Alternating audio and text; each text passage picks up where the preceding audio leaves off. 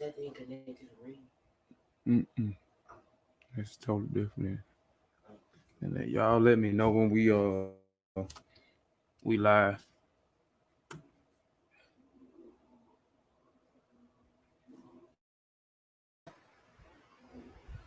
You live now. Oh, we live. All right. You on Facebook and YouTube? Nah, I just did Facebook. I mean, YouTube.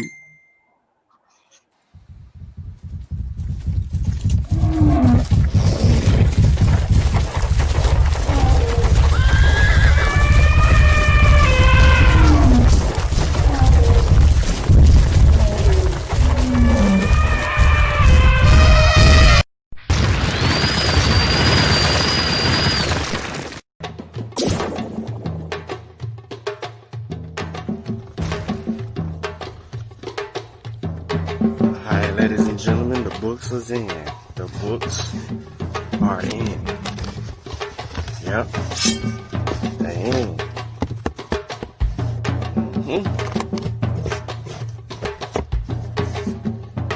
They're here.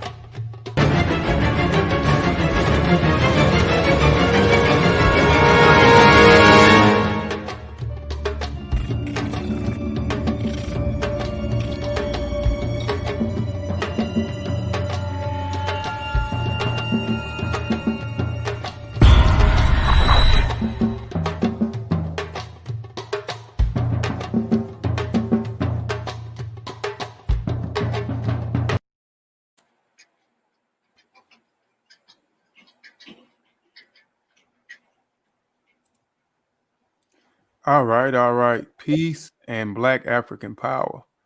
Welcome back to our fourth show, Author's Perspective. Today we gonna be interviewing our great brother, Asar Imhotep. First, I want to say E.T. Imhotep. I want to say Dua Duau, Dua Aku, Dua Neche, Fatmu Alafie, Fatmu Riri, Majuba Iba E Gungun, Majuba Iba E Gungun, Majuba Iba E Lakba, Majuba Iba E Lakba, Egungun Kiki Egungun. We always want to give honor and praises to the ancestors, because without the ancestors, we wouldn't be here. We are our ancestors. We got mostly the whole Kofi Piesie Research Team. Somebody say something? Yeah, you introduced the wrong Asar. Oh, Asar Imhotep. And I'm sorry because I've been reading something. Asar Imhotep did something for me. But we'll be interviewing our great brother Asar Imhotep. Excuse me. We got brother Satep and Ra Mariaman, T'Challa Bangara, Christopher Marshall, brother Vasa Nicolo Gullah, and our brother Sutek Kandi Uyani Olawa on the panel. You brothers got anything, man, before we get started?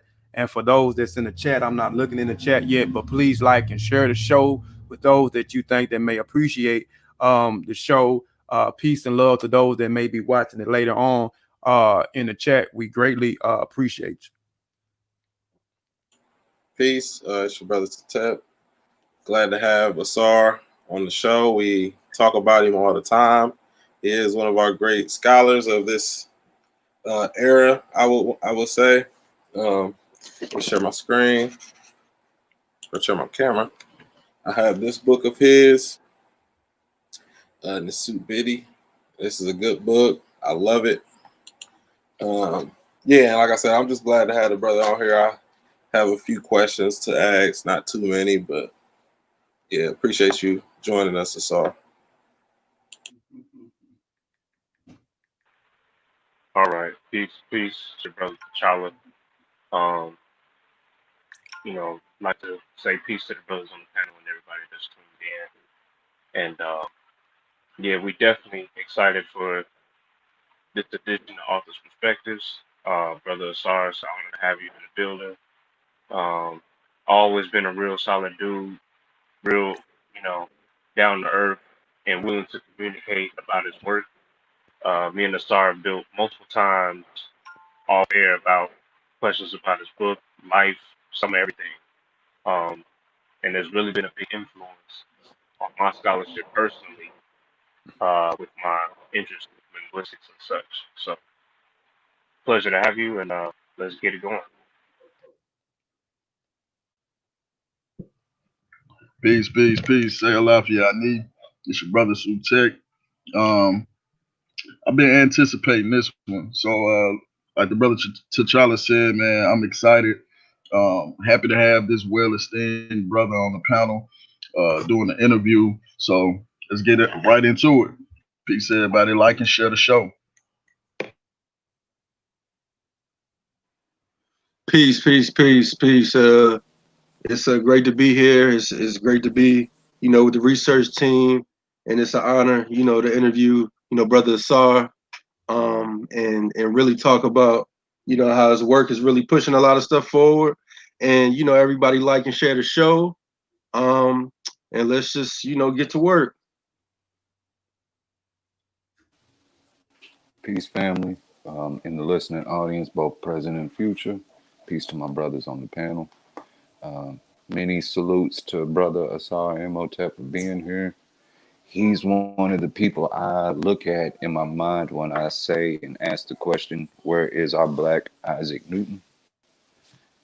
In the sense of who are our role models? Who are we looking to as a pillar of intelligence in the Black community? Ladies and gentlemen, Kofi is about to present to you one of those minds that should be noted in the history books. So I can't wait to see how this presentation goes. And I'm back to mute. All right, all right. Again, like I said, please like and share the show. Nsw.t, share the show, man, in the groups if you don't mind. I was trying to do some of them, but we'd like to introduce our author, one of our great minds of our time that we seeing right now. Brother Asar, could you introduce yourself? We welcome you to Author's Perspective, and could you give the people that may not know or that's up under the rock, who you are and some of your background? I appreciate it. I appreciate it. Thank you. First and foremost, thank you, Brother Kofi, for having me on your platform to engage critically with your audience and your panel. And thank the panel for the kind words. And I anticipate and I eagerly anticipate your questions and comments. And to the audience, who is listening live right now, and those who will be catching the archives, peace and blessings to you. Thank you, all for supporting Brother Kofi and the Kofi Piesie Research Team and the initiatives in which they have done. And I pray and hope that this channel blows up and it becomes one of the staples for those coming into consciousness wanting to learn more about our history. And I love what y'all doing on this particular channel. But to answer your question, again, my name is Asar Imhotep, government name Harold Johnson, born in Florida, raised pretty much in the South, a little bit in the East, but mainly down south between Louisiana and Texas. And, just one of those nerds from the hood who love Kung Fu flicks and for this African stuff, as they would say, where I'm from. And the bug kind of, bit me more so as a result of circumstance. Because in my early years of living, I lived mainly in white neighborhoods. And so I don't know, a lot of y'all who are watching this particular program right now have grown up in white neighborhoods. But when you grow up as a young African person in a white neighborhood and going to white schools very quickly, and discussion around who you are and your people and history and culture and things of that nature. You have to go to the school dances, and I'm telling my age here, and listen to New Kids on the Block and all of this other kind of stuff. And whoever the white musicians were in pop culture, you know, saying back then in the 80s, at that time. And so just being among them and seeing the culture and back then when I was growing up, you know, we used to have race riots in middle school with, you know, with between the blacks and the whites, and because it was just that racially charged in H-Town. And so you know, just being in that racially charged environment, you know, not only just of course in school but in the neighborhoods and things, it compelled me, it motivated me to want to learn more about our culture and history. And you know, that was somewhat stimulated by my 6th grade geography teacher, Mrs. Bird, you know, who would in her geography class start off of course in Africa, and gave us a sense of, you know, even though there's a lot of white kids in the class, Miss Bird was black, of course, and she was fine. You know, as fine as you can think of fine when you're in 6th grade.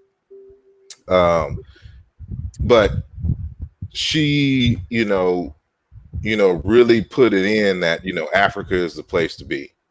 And so, you know, this started a lot of self-study even at that young age.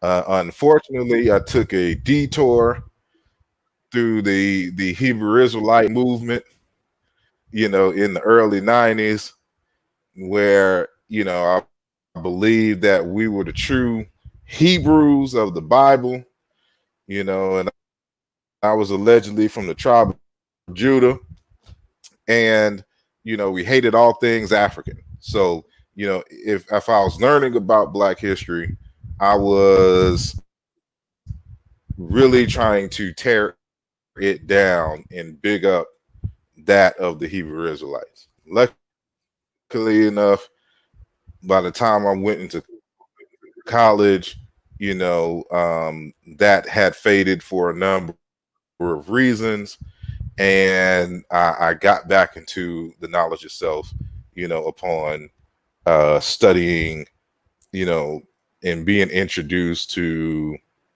you know, Shekinah Job, Asa Hilliard, Naim Akbar, individuals like Teofilo Benga, Anthony Browder, some of these people, Dr. Ben, of course, some of these people I've been blessed to meet on the college campus, and, you know, just really seeing that deep level of scholarship that really kind of reoriented me. And when I transferred, because I was at the Southwest Texas State University, transferred to the University of Houston. At Southwest, there was no Africana Studies program or department. So if you wanted to know about Black culture and history, you had to study on your own. And so there was an organization there called Kumasi. And every Wednesday, Kumasi would hold meetings. And what they would do is assign everyone at the meeting something to study. And they would pick somebody the following week. You have 15 minutes to present on the reading material. And so this is what got us into being able to research and teach that which we just studied. And but fortunately, when I left Southwest, which is now Texas State University, to the University of Houston, then, you know, we had an actual African American Studies program there, and African American Studies became my minor. Actually, I double minor in African American Studies and African Studies. because when I got there, I didn't know that you couldn't major in African American studies. Excuse me, you couldn't minor in African American studies if you were an accounting major. You had to do African studies. And so I got the credits, but the minor didn't count towards my degree, which didn't matter ultimately when I switched to computer information systems, and I didn't need a minor at all. So I've been in school an extended amount of time because of my shift in focus in terms of technology. But you know, that's pretty much the summation. If I didn't drag on too long on the basics, and then we can go No, you deeper. yeah, from there. you good, you good. Yeah, you good. Real quick, and I always do this. Let me share my screen real quick. And then we'll jump into the questions real quick. I do it every time. I was so excited, just ready to jump straight into interview. It's Kofi in deep thought. Yeah. Oh, can y'all hear me? Can y'all hear me? I hear you. Okay. Yeah, I hear you. Yeah. Okay. Yeah, let me share my screen. All right. Real quick. Something that we got to start waiting and do it at the end. Let's go author's perspective. We got a proverb for this real quick. Until the lion learns how to write, every story will glorify the hunter. This is an African proverb that we use here on author's perspective. This is an African proverb meaning that until the oppressed class learns how to read, write, and communicate with the world outside, the world will never know their viewpoint. The world will always believe influential or the hunter who can modify their tales, talk about their glories. When a hunter goes for a hunt, he can come back and tell thousands of tales about the bravely he fought and the lion he killed. How the truth might that he backstabbed the lion and he killed him without an iota of writers. We must produce more writers like us. We must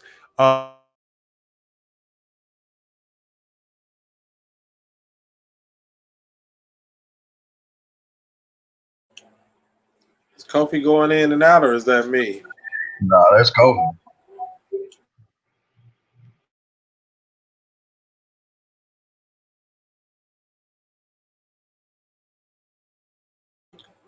Kofi.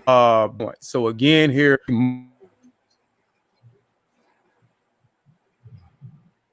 Yeah, you messing up bad.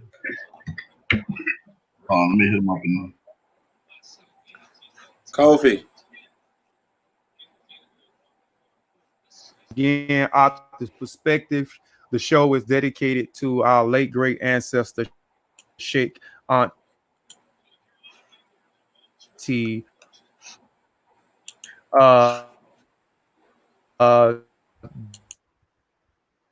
Bjt. We'll come back to the channels in a minute. Let me stop sharing my screen. Let me see. I do it every time. Okay. Let me go back over here.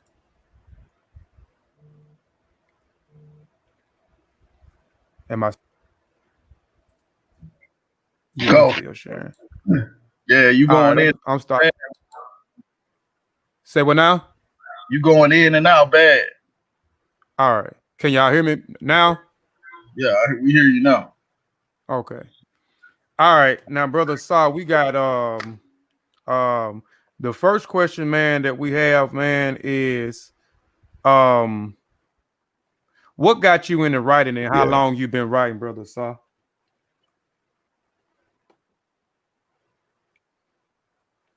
Can you hear me?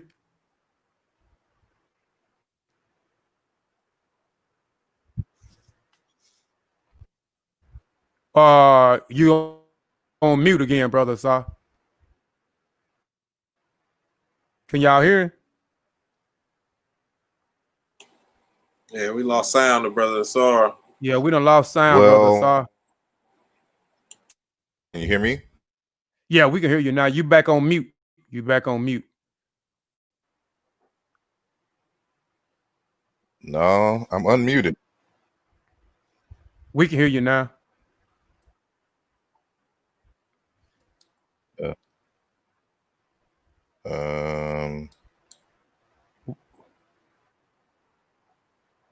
We can hear you. The video Okay. just looked like it's Testing. lagging.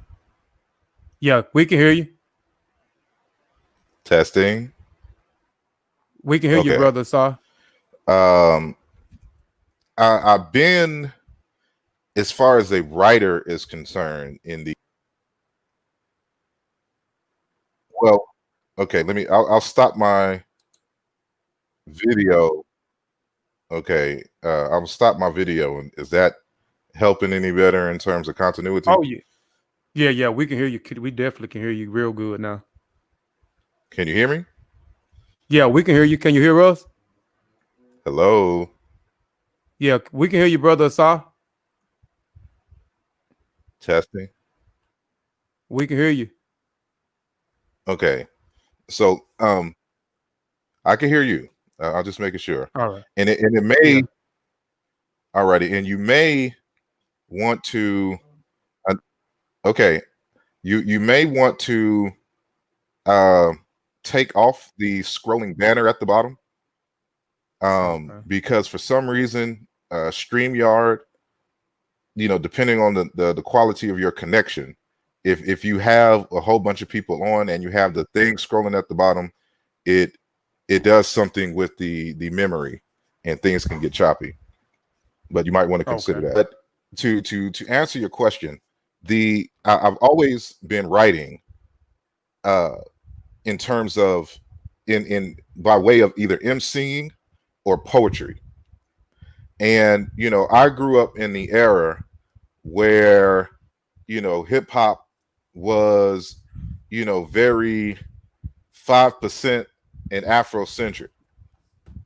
And so, I would read and things and study and put them in rhymes and even do poetry that was, very kind of politically charged. And so it was a natural thing once I went to college, of course. And if you take any kind of English or sociology classes, or even in your African American studies classes, you have to write essays. And so the more formalization in terms of my writing came, kind of shifted from the more creative side to the actual, writing essays. And then, while I was in college, I had started an organization at the U of H called Umoja, which is the Kiswahili word for unity, and one of the Kwanzaa principles. And we used to do these open mic poetry nights on the first Friday at the Shrine of the Black Madonna. And to help facilitate the promotion of the poetry night, I started an entity called Mocha Urban Hang Suite. And I had a website. I built a website, and this is before, all this stuff was called social media. I built a website along with a message board forum, and the website I put articles that I wrote and a couple of friends wrote, who would submit stuff about Black culture, saying the arts and the things of that nature, so that we can kind of facilitate and have it expanded more than just dealing with the spoken word, for which we were known for in terms of our first Fridays, especially since our first Fridays had a lot of community people who didn't belong to the university.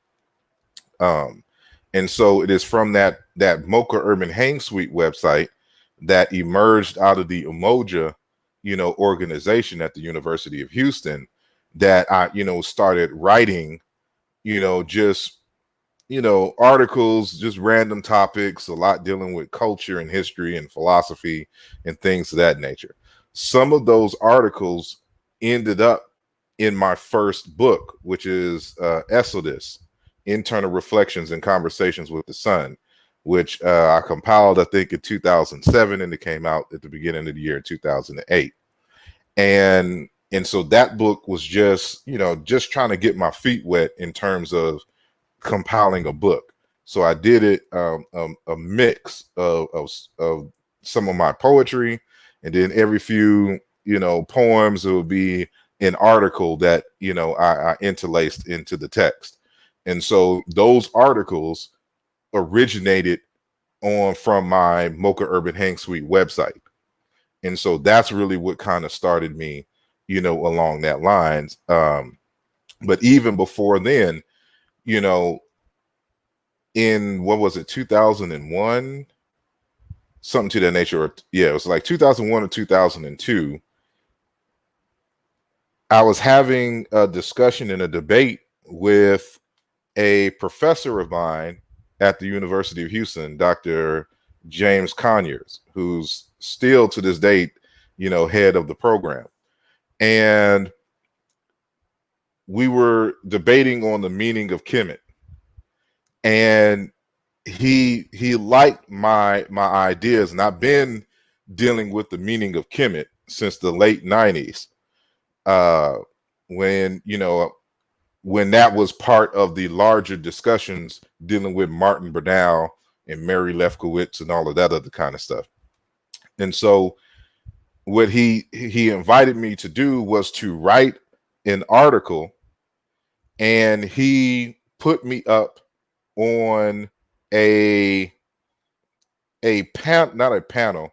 He told me that, if I wrote the article with my argumentation on it, that he will allow me to speak and present my work in front of a gang of PhDs at this African American Studies symposium that was heading to Houston in that fall.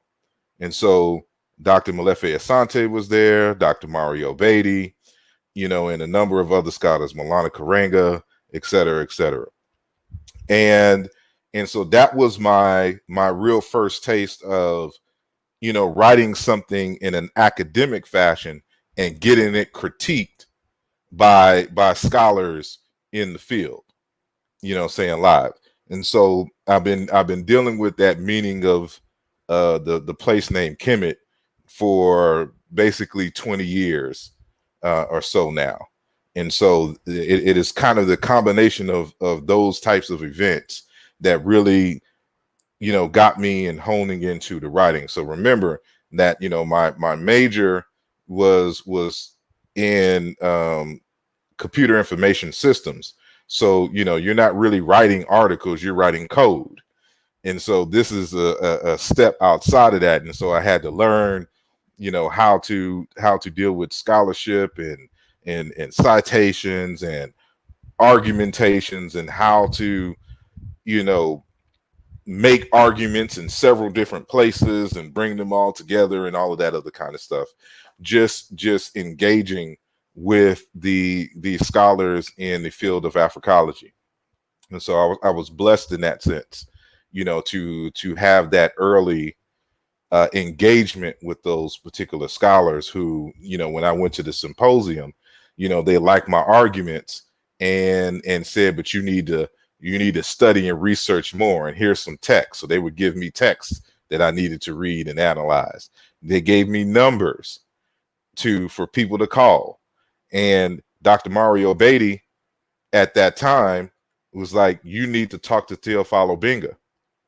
And so here's his number. I still have the number written down on the same sheet of paper from when Dr. Theophilo Benga was teaching at San Francisco State University. And I actually called it, and he answered, and we had a conversation. And, he's the one who was one of the more influential individuals to convince me to pick up linguistics and add that to my toolkit, because that's what I needed to answer that question on the meaning of Kemet. And so, I hope I answered your question adequately.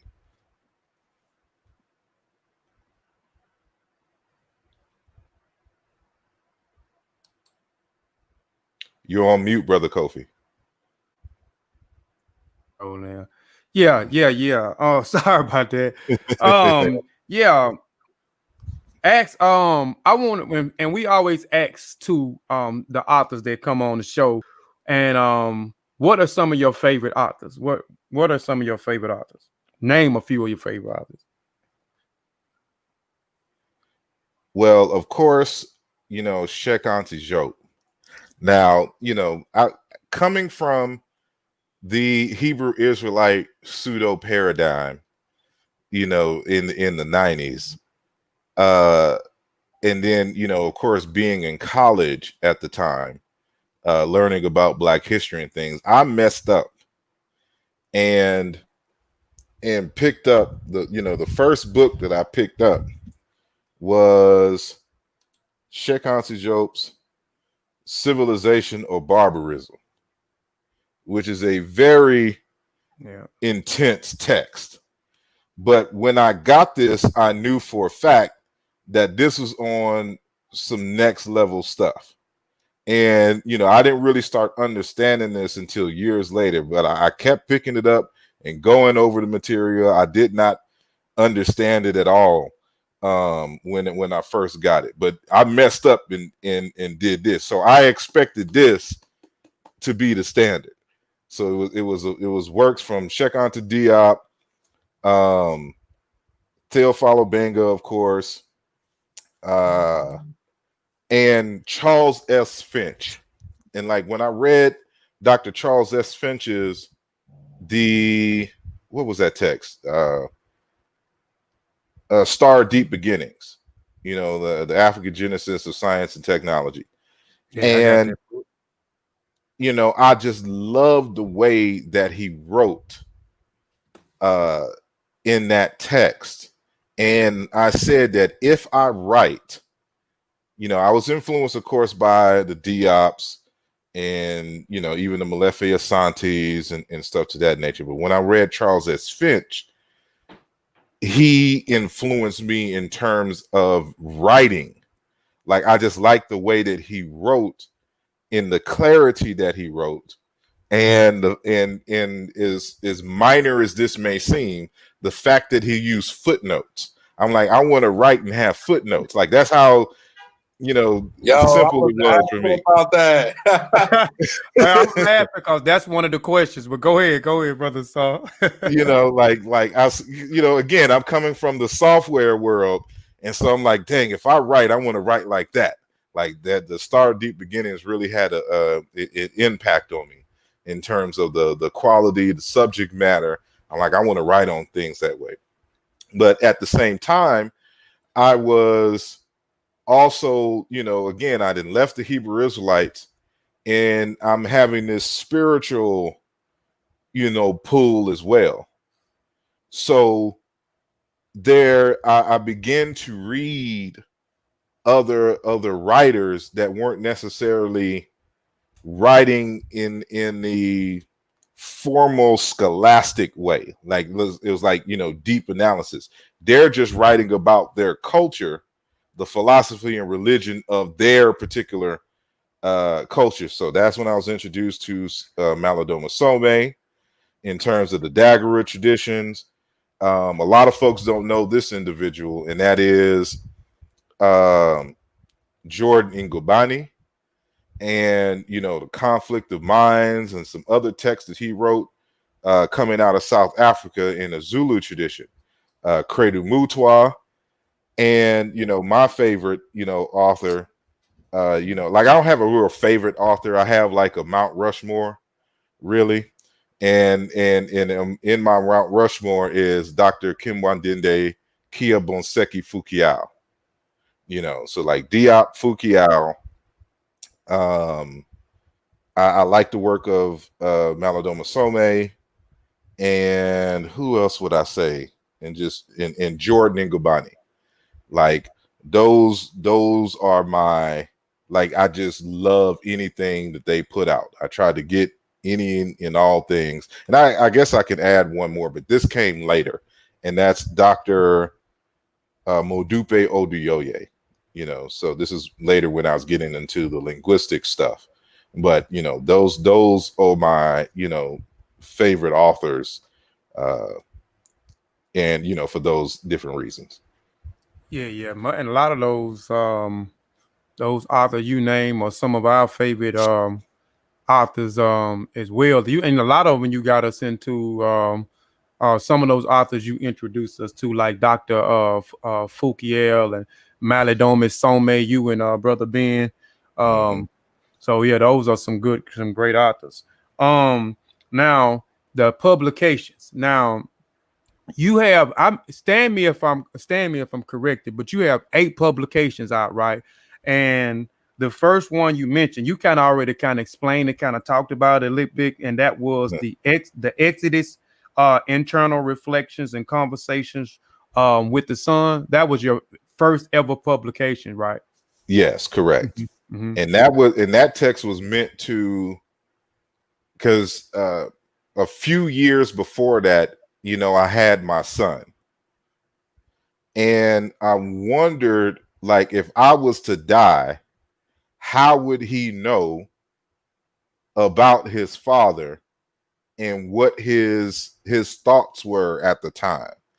Like, if he wanted to get into the mind of his father, who had passed away when he was like 2 or 3, what kind of insights would he know about me?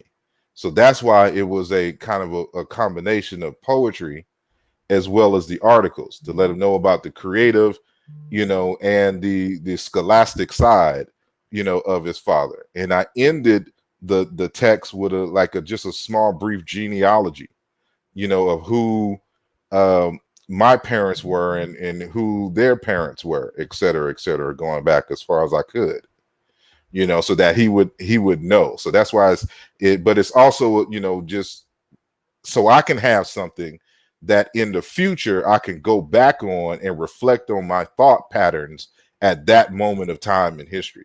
So that's why it's called Internal Reflections and Conversations with the Son. But the Son, the SUN, is kind of a play on the words, the son being SON, for my son in particular. And so it's a book for him, and then my own internal reflections, and encouraging those who actually read it to do something similar for their own family, in the same way that the ancient Egyptians would write those srwDs for their own family members. It's just wisdom that they accumulated over their lifetime. So when you have a child, you worry about their health and things, but it really brings into perspective your own mortality and what kind of legacy that you're going to leave for your children. So that was the kind of the impetus for that particular text, Esodus, internal reflections and conversations with the Son. Okay. And that was published in 2008. Correct. Okay. And then you have another one that people may not go. This is the one that we in this Exodus, the internal reflections conversation with the Son. I've been following you probably since 2000 and maybe 14, maybe 2014. And these are and I was under the impression that Aaluja Volume 1 was your first publication. So I know this probably new to some other people as well. And then did you have your second publication called I may be pronouncing it right, the Bakala of North America, the Living Sons and the Living Sons of Vitality.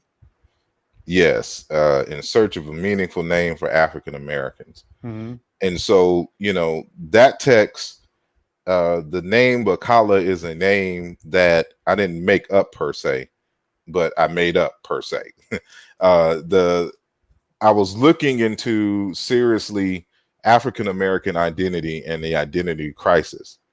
And what I've noticed, of course, with my experiences with the Hebrew Israelites and just engaging with people in the Nation of Islam, and just even, the general, Afrocentric community, is that we kept trying to look at old identities and adopt those and make them our modern identities. And I was suggesting that, well, let's just create a new identity and name ourselves like free people do. And so I'm like, well, here's my suggestion, Kala, and Ba being the Bantu plural prefix. So it's the Bakala, you would be a Mukala. And, and here's my argument for my suggestion. So that's what the Bakala of North America is. And it's kind of a play on words, using the traditional African paronymy, because Kala is a word that means to be. It means life and vitality, but it also means charcoal and black in certain African languages, especially Bantu. And so I combined those things to create a name, and then I matched them with Asa Hilliard's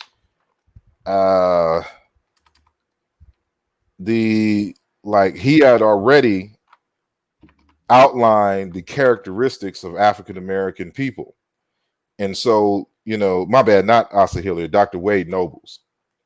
And so it's these intrinsic principles that he mentioned. It was an article called Utilizing Culture in the Achievement of Educational Excellence for African American Adults, from Cultural Precepts to Reoccurring Themes.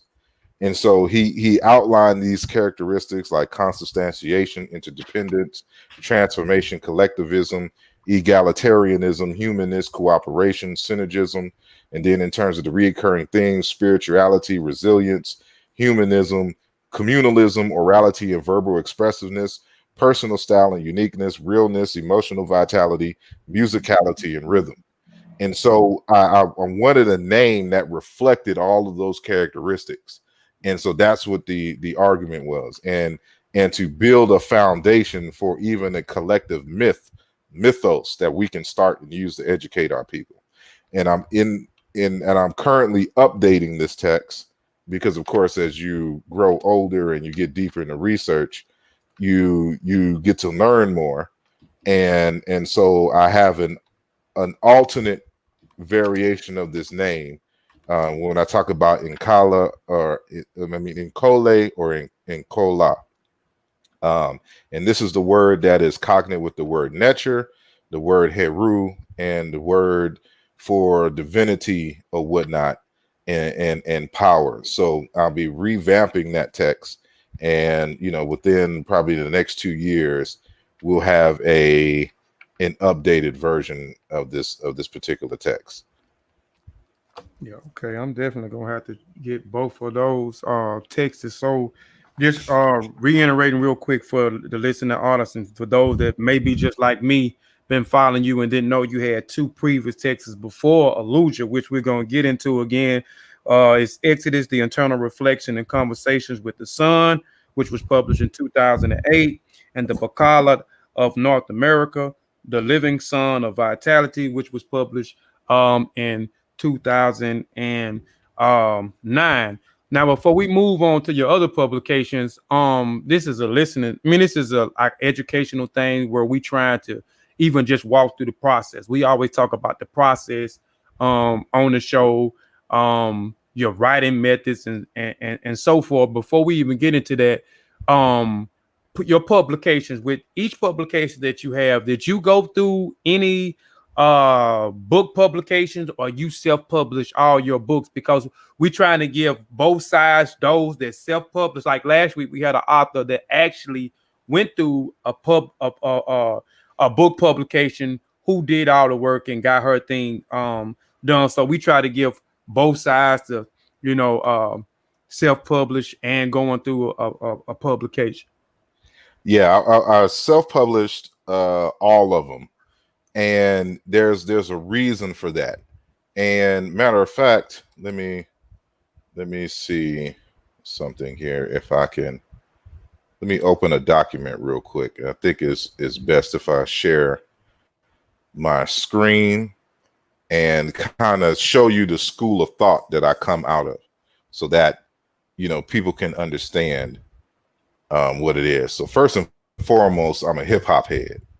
And so, for those who are into hip hop, it's about doing for self in every aspect.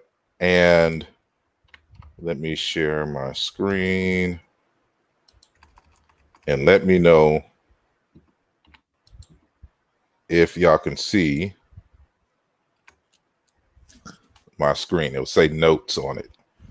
Hold on, let me hold on, let me do this. All right, add to the screen. Okay, we can see it now, brother. So, all righty. Now, this book that I'm showing on the screen is by one of my teachers while he was working on his PhD, he taught at the University of Houston. His name is Dr. Ahati Ntw. And he wrote a text called John Henrik Clarke and the Power of Africana History, Africological Quest for Decolonization and Sovereignty, Africa World Press. And in this text, he outlines, of course, he's talking about the late and great Dr. Clarke, but the beginnings of the text is framing how Dr. Clarke became Dr. Clarke.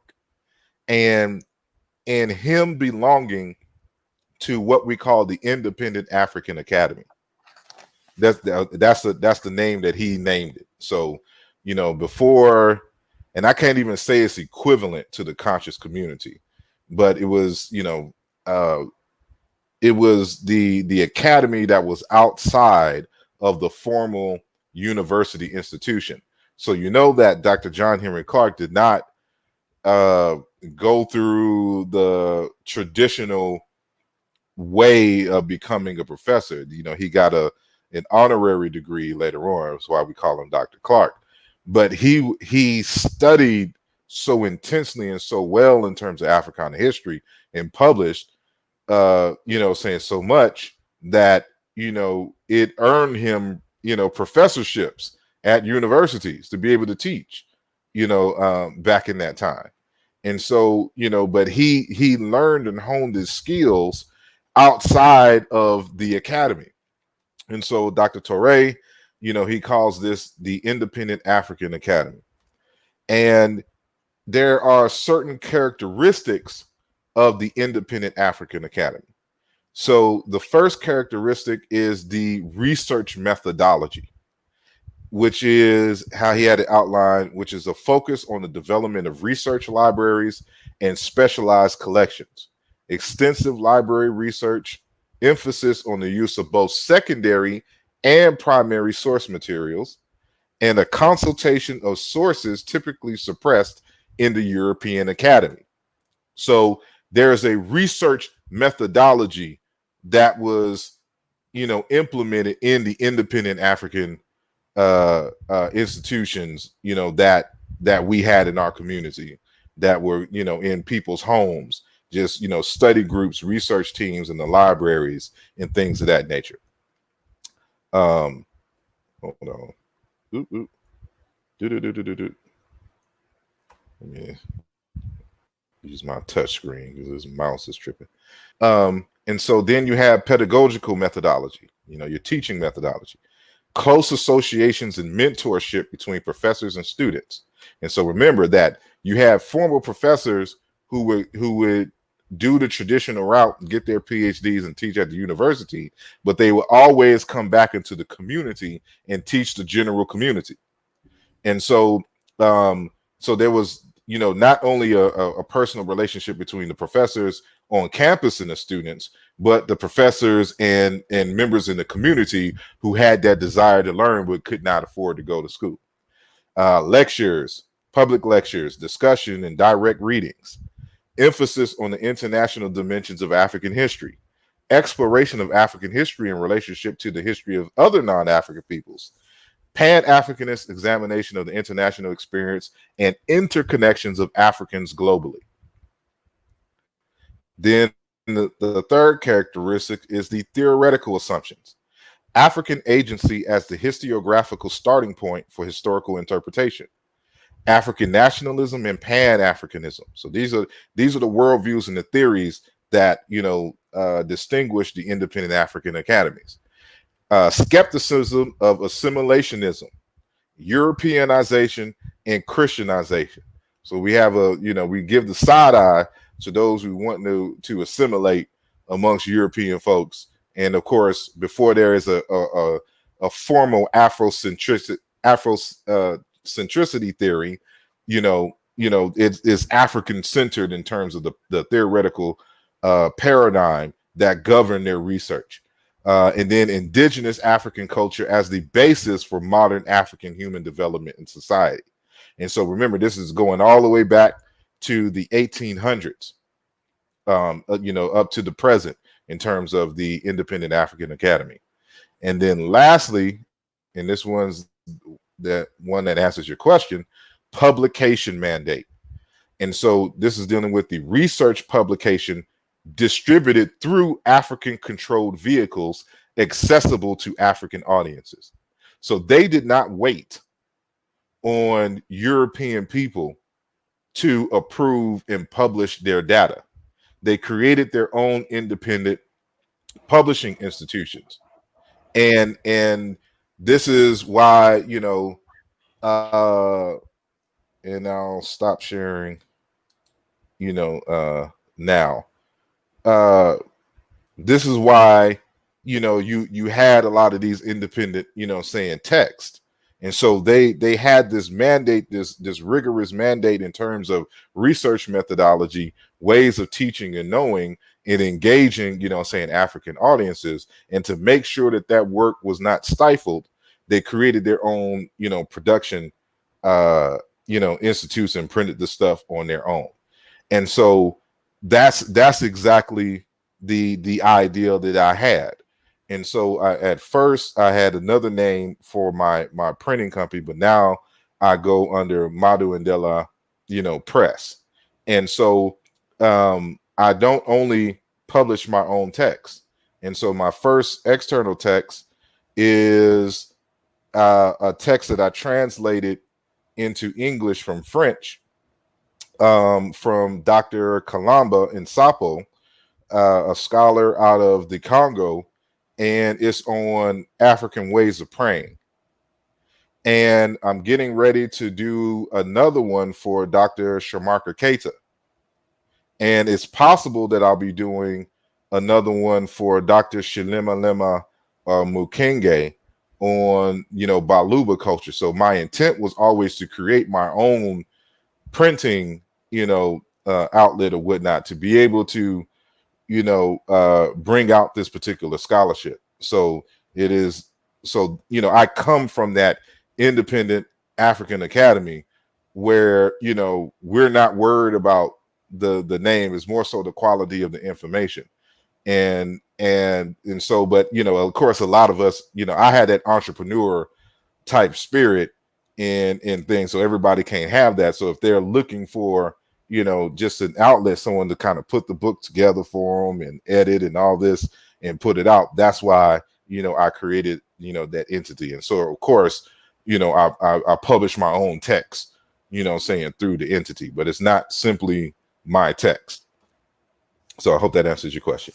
Oh yeah, definitely. And that's the route that we going. And I mean, in those that may, out there that may want to self-publish their books, it's a lot of work that goes into it, but it's well worth it when you put in the work yourself. Also, well, before we get to your next publication, your process, what is the process for Asar Imhotep when he's sitting down finna get ready to write a text or write a new text? What are some, because I know all our processes are different when we sit down and begin to write. So what that process look like for Asar Imhotep? That's my process is kind of, in a way, not organized and jacked up, because I really never set out to write a particular text. All my text started off as an article that, like, I intended to simply write an article, but then I realized that so much more could be said and it end up being a text. Or like when we get into Aaluja Volume 1 and Aaluja Volume 2, it's not a continuous text. They're separate articles that were written, with no other articles in mind, that became chapters in the text.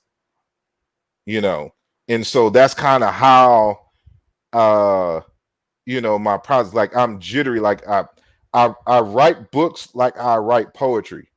And for me, even doing a poem, because I started off as an MC first. And so you listening to beats, and just certain lines will come individually by themselves, and I wouldn't sit and write like a complete rhyme just row for row.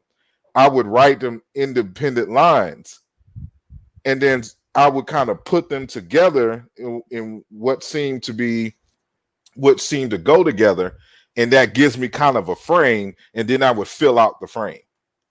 And so that's kind of like how I did with the books. It's like I had these separate articles, and these kind of go together, and they have a common theme, and then it becomes a book.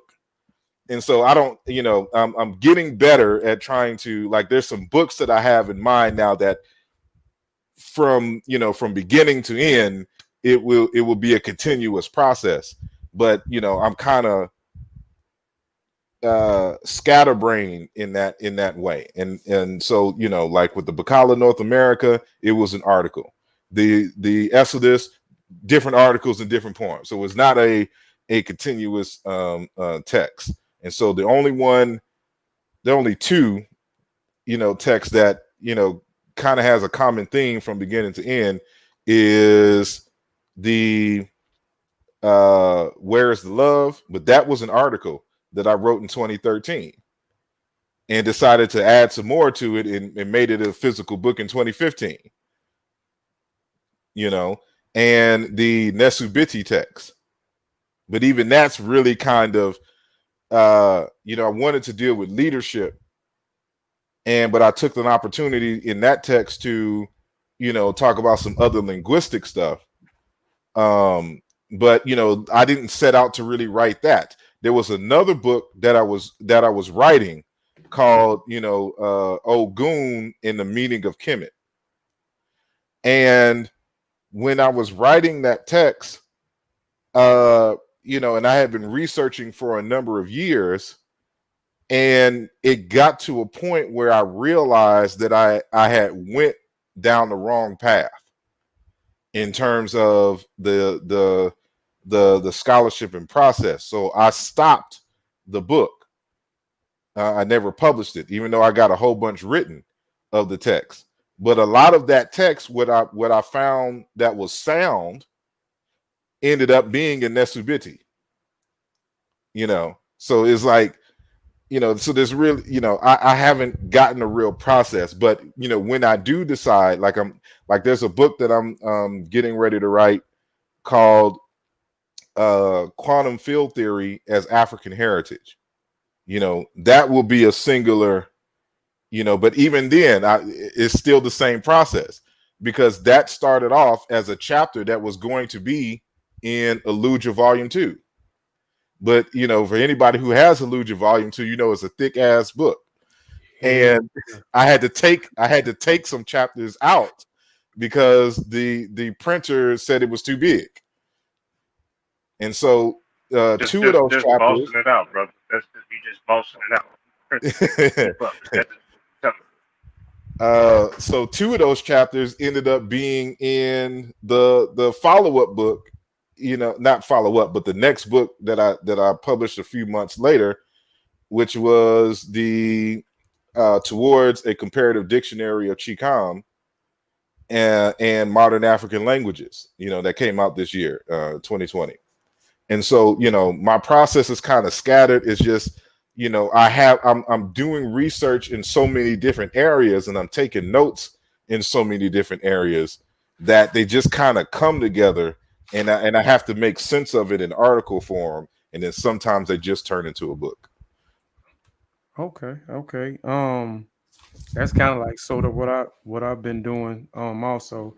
Let's get into Aaluja, your volume one, but also too, for those who come on the show, the authors, we also have their publications. We may not have all their publications, but we understand about supporting one another. So we do have authors' perspective. We do have the Nsw.t book, which we're going to talk about. We're going to let him talk about it, which was my favorite book that came out in 2016. We have Where is the Love book, which he's going to talk about. We're going to ask him to talk about as well. And we have the thick book he was talking about, which we're definitely going to talk about, because you just mentioned something that I want the listening audience to learn something for, even from us to learn from. We'll talk about that when we talk about the printing aspect of it, but this is his latest tech. Aaluja, man, it's a 500. I think it's 554 pages, if I'm not mistaken. But this is a great book. And we'll talk about the one that he has out with the Nsw.t Research Team, which consists of him, Sanjeti, and Wu Jia, with the contribution to the debate on the meaning of the place name Kemet. So we do support our authors over here. I had the Aaluja Volume 1, but somebody loved you so much.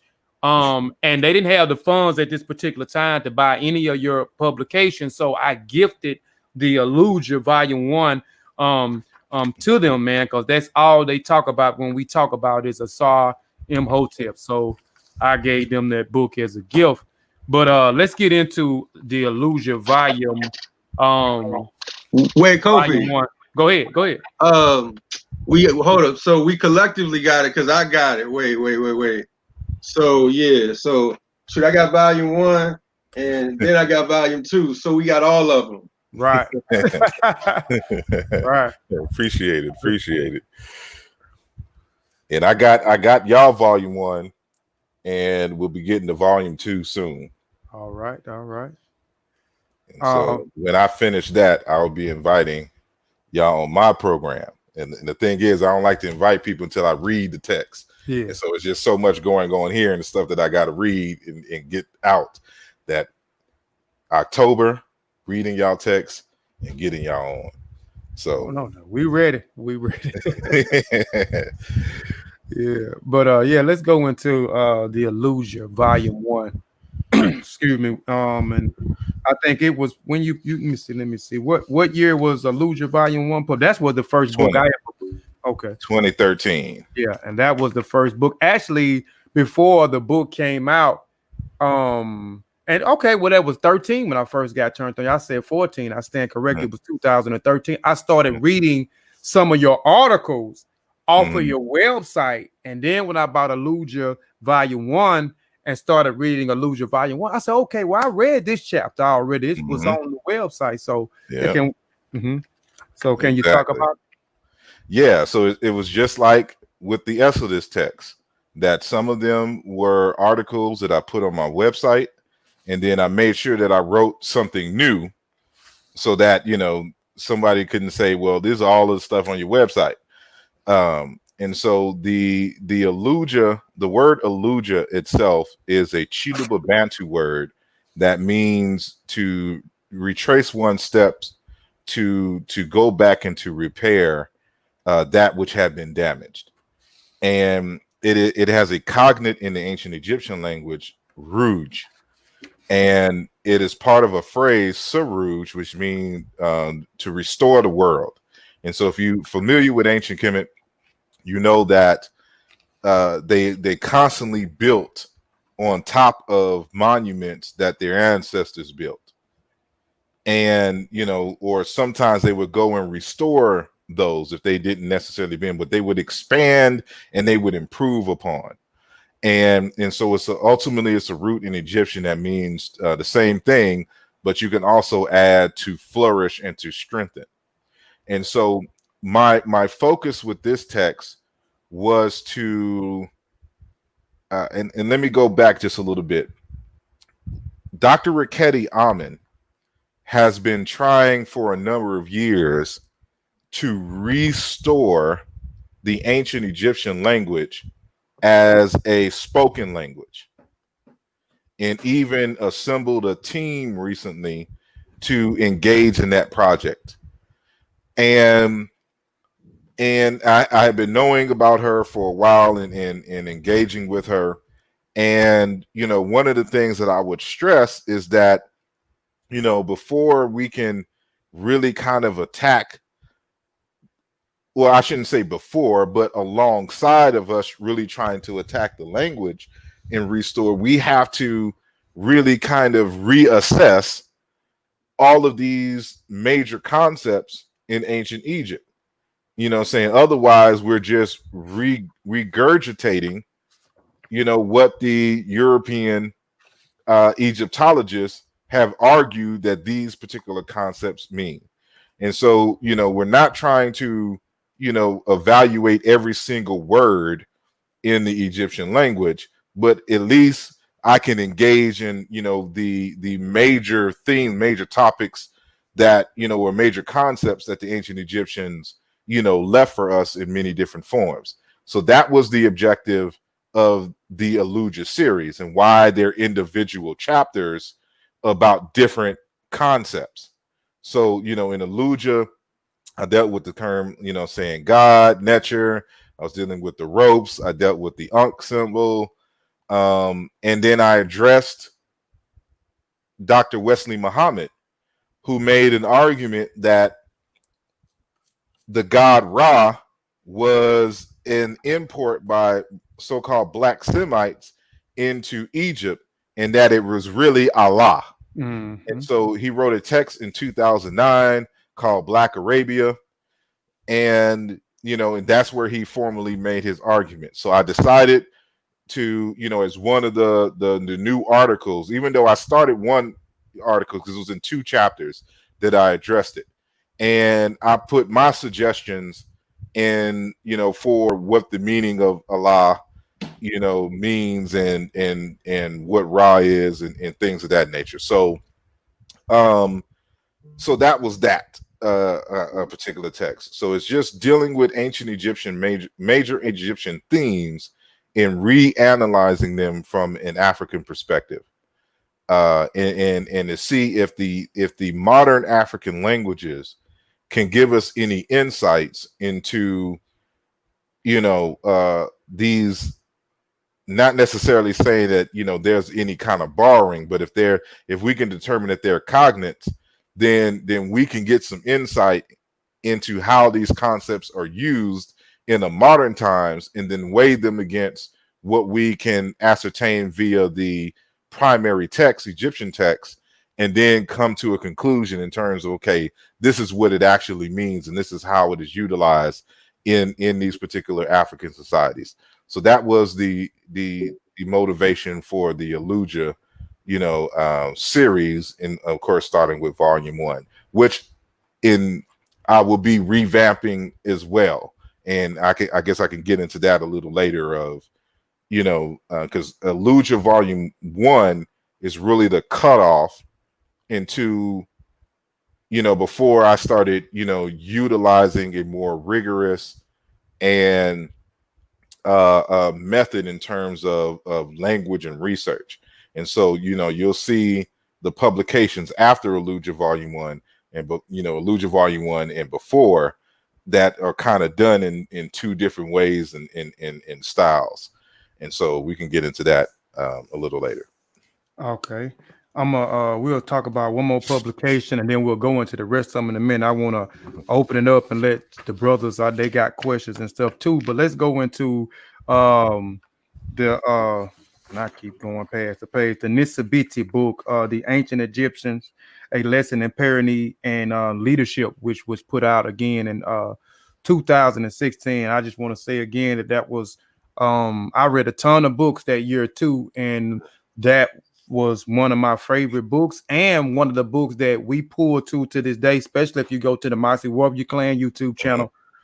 We cite your book a lot in a lot of our presentation, man. I appreciate it. I appreciate it. Yes. That particular text is, I wanted to, again, first and foremost, it serves several reasons. It serves several objectives, or it has several objectives. first and foremost, I wanted to talk about leadership in the African context, and what does that mean? And then, I should say this as well, that I have a particular style of of writing, in the sense that it also reflects, again, me coming from the poetry world, because there's certain poems that I would write. I would be like, if they were political in nature, I would be very, kind of political and historical in the beginning. And then the last segment, I would just get real creative with it. But there was always two segments to the poetry that I would write. And it's kind of no different with a lot of these particular books and texts, at least the ones that have a central theme. So with the Nsw.t Bjt.j, of course, the first half of the book is really very technical, but then it gets conversational, saying towards the end, as we progress towards the end. And so I wanted to, of course, deal with the concept of leadership and manhood, from an indigenous African perspective, and of course through the concept of kingship.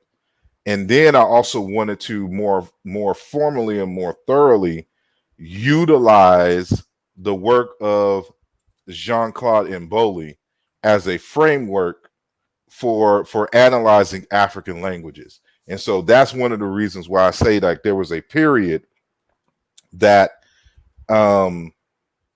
that it changes in terms of how, I analyze and do certain things.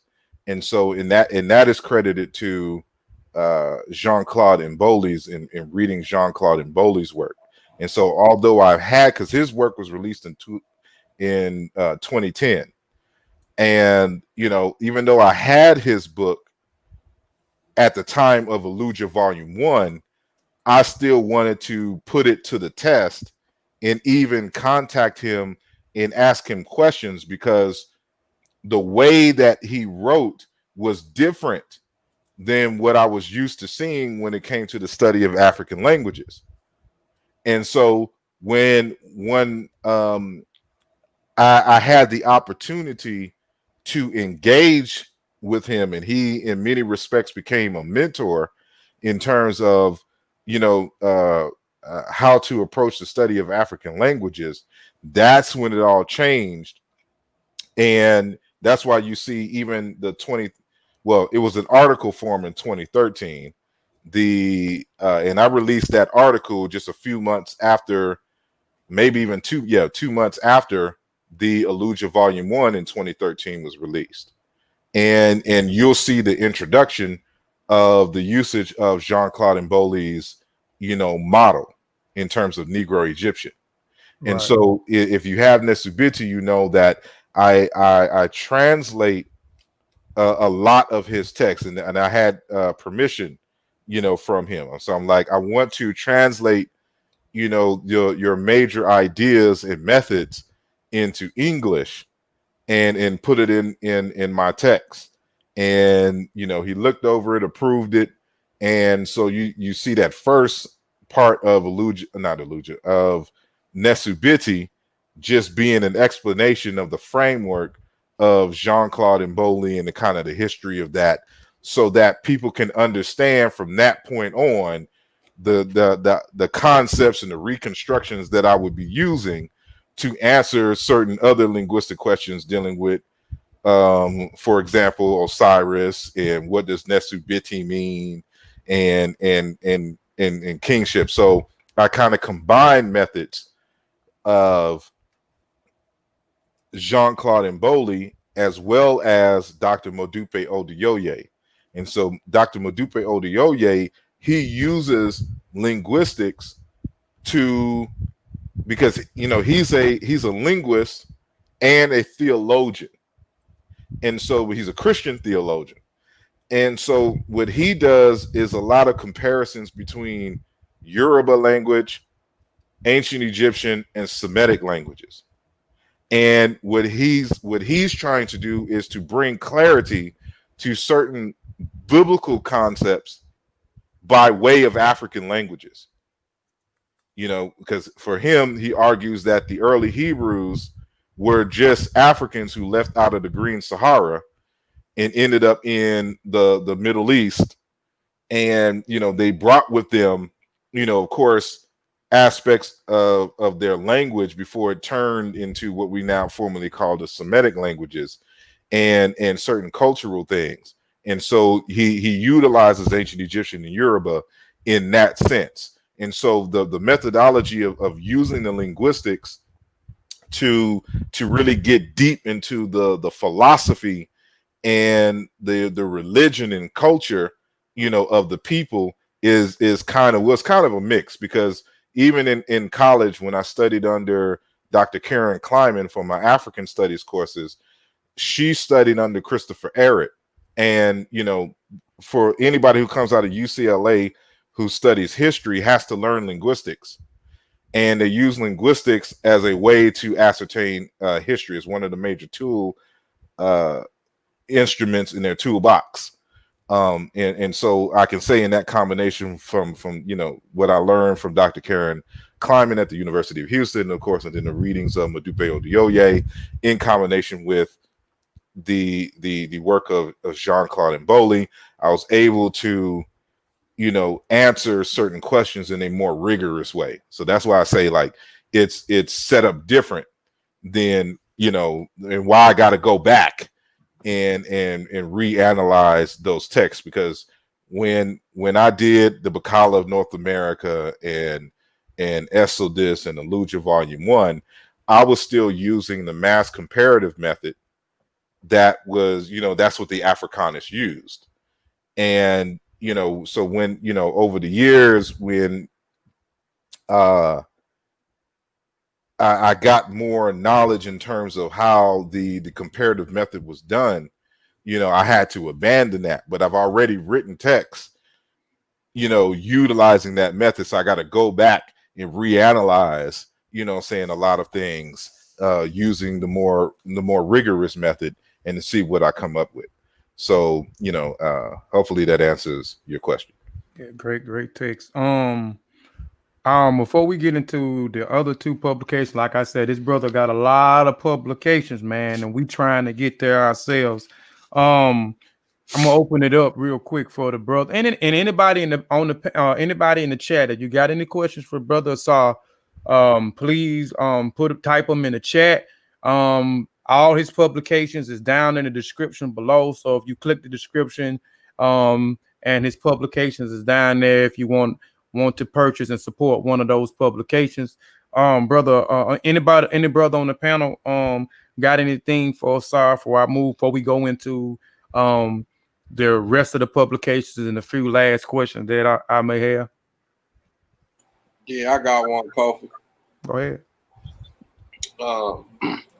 I wrote down what you was talking about earlier, so I wanted to know what led you to the Hebrew Israelite movement. So what in your journey led you to them? Well, it's really a combination of things. The short version is that in San Antonio, I used to work at a place called Super S.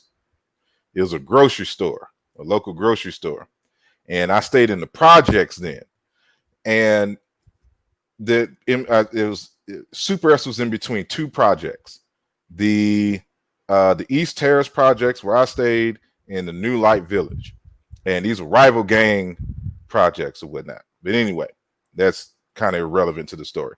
But, you know, across the street from the Super S was one of those little kind of business strips.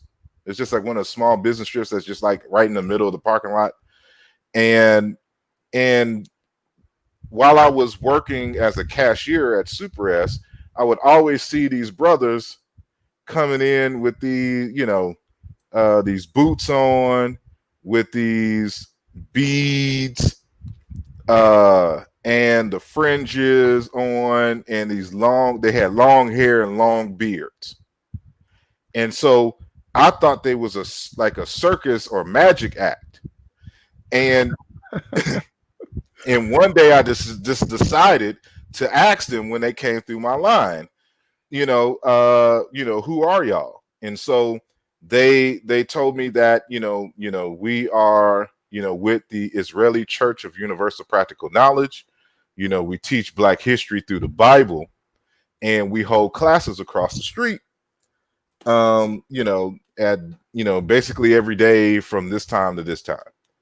And I'm like, okay, bet. And, I didn't think really nothing of it at that point. That didn't really inspire me to go to the classes. But there was a sister by the name of Laretha at my high school who, me and her were mad cool. And when I used to stay in this neighborhood called Willowwood, she stayed in the neighborhood across the fields from me. And, back in the day, of course, you being social, you go all over the neighborhoods to your different friends' houses or whatnot. But we could never go to her house because she had a gang of uncles that would always be at the house. And this is back in the day when, the Ice Cube Jerry curl was popping, and it was just hood with the different like 12 cars, 3 of them broken in the front yard that they was all fixing, for a number of years. That was Laretha's house. But she would always, as I told y'all, I used to rhyme. I used to DJ as well and produce. And so she would rhyme the table that we had at high school was like the philosophy and debate table, and it also subbed as the MC table. So all the MC, everybody that thought they could rhyme and do hip hop, we would be at the table. So she was at the hip hop because she rhymed, as well. But anyway, she, became a little different, and she wasn't around as much. But when she would come, we would be debating. And so like for anybody, who sees me debating and arguing with folks on the net, this I've been doing this, saying for years. It's just part of the makeup. But, we would debate because I was still a Christian then, biblical stuff.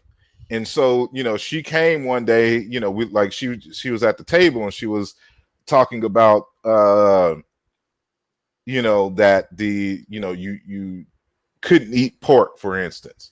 I'm like, where is that in the Bible? That ain't in the Bible, but she wouldn't tell us.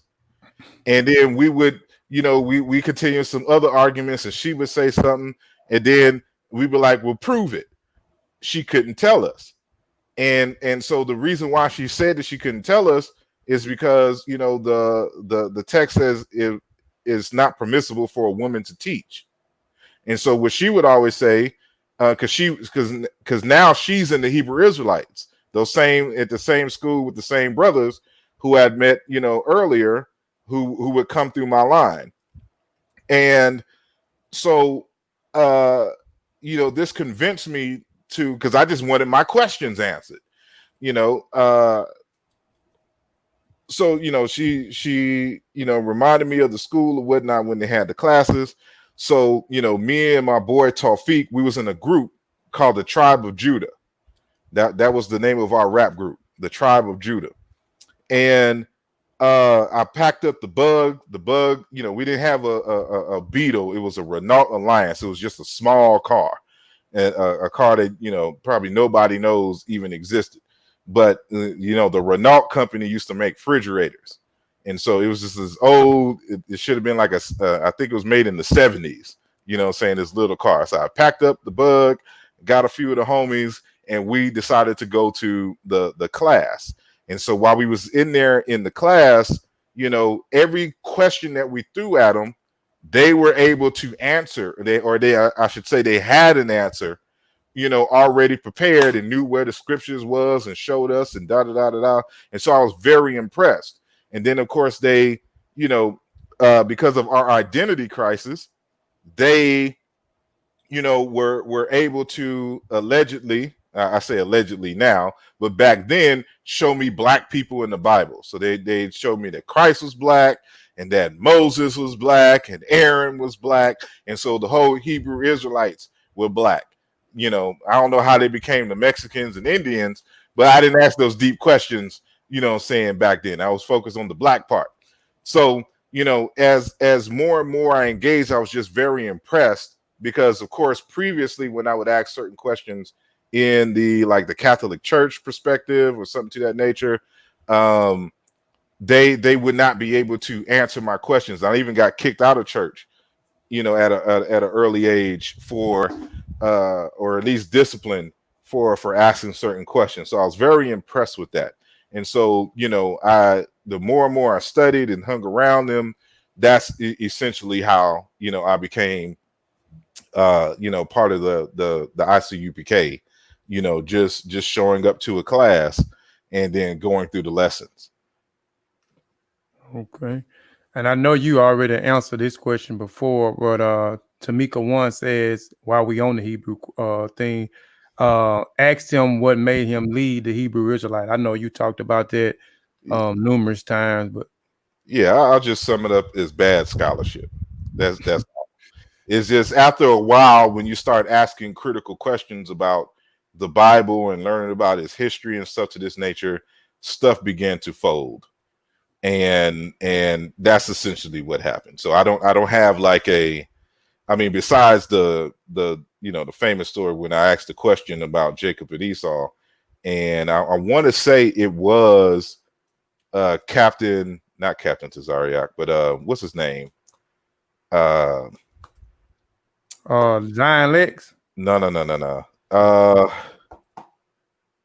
General Yohana. Okay. You know, was talking about God kills people for asking them questions. You should be careful for asking, you know, questions. And, you know, like that was the straw that broke the camel's back. But at that point, I already just had my doubts, because now, you know, that confidence that they was able to answer those questions, you know, mad years earlier when, you know, I was in you know, a teenager or young teenager,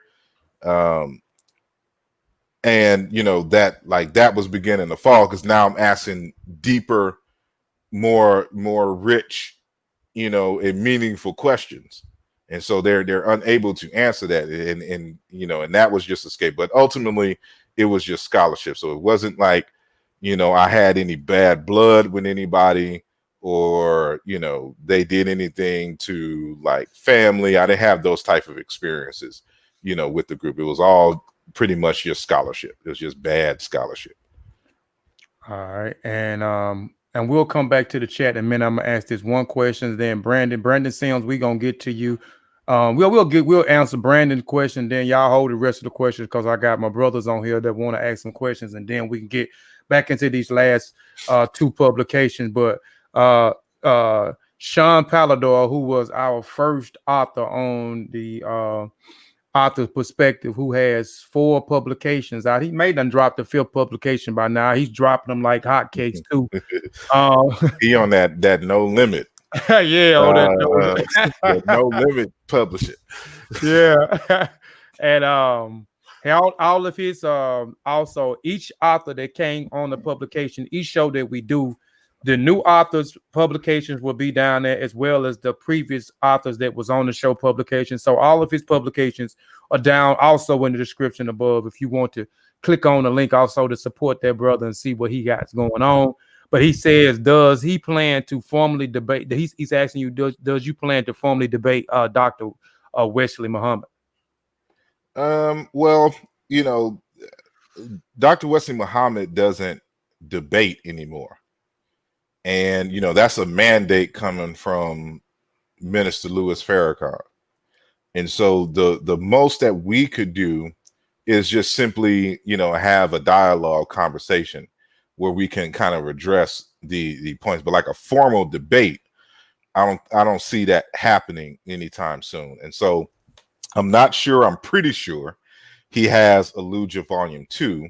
And so we'll see if he responds to that. But we've been debating technically on paper, you know, since 2013. So, in terms of a formal sit down, who knows? And maybe, if somebody sets that up, to have that conversation, I'm more than willing to have that sit down, conversation with him. So, yeah. So, of course I'm willing, but if it's framed as a debate, I know for a fact he's not going to do it. Okay. One more question from the chat, then we'll get back to it. Brandon Sims says, can Asar address someone of a debate surrounding Sumerian language, and he claims how it relates to the Egyptian and the West African language families? No problem. In short, because that's a conversation into itself. The Sumerian language is considered by many linguists to be what we call a language isolate. And that means that it is not that a particular language is located in an area where it does not appear that it has any immediate relatives, that it cannot be grouped neatly in a language family in any of the general areas, or just any general language family, or any language family in general. And so there have been attempts to try to categorize the Sumerian language with a number of languages across the world, whether it's Indo-European, whether it's Semitic, whether it's Dravidian, Altaic languages, et cetera, et cetera. Everyone has attempted to, categorize and use or add the Sumerian language to their language families. But it's as early as like 1920, and probably even earlier than that, maybe like 1913, I believe, there had been a few scholars who had compared the Sumerian language to the Bantu languages of Central and South Africa. And what they found is some consistency in the correspondences that you could not find in the other languages that everyone had been comparing to. And, of course, a lot of folks had dismissed it. And I would say it's more so because of the writing style that happened in those days. But as more and more people, for example, Dr. G.J.K. Campbell Dunn, or Hermel Hermstein, or what's his name? He wrote in Robin Walker's book, When We Ruled.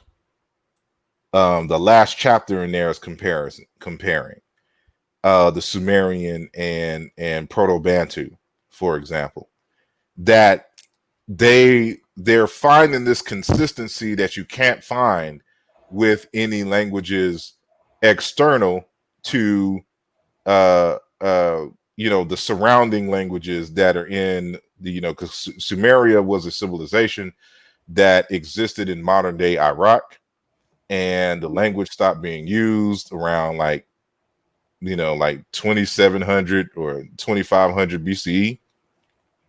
And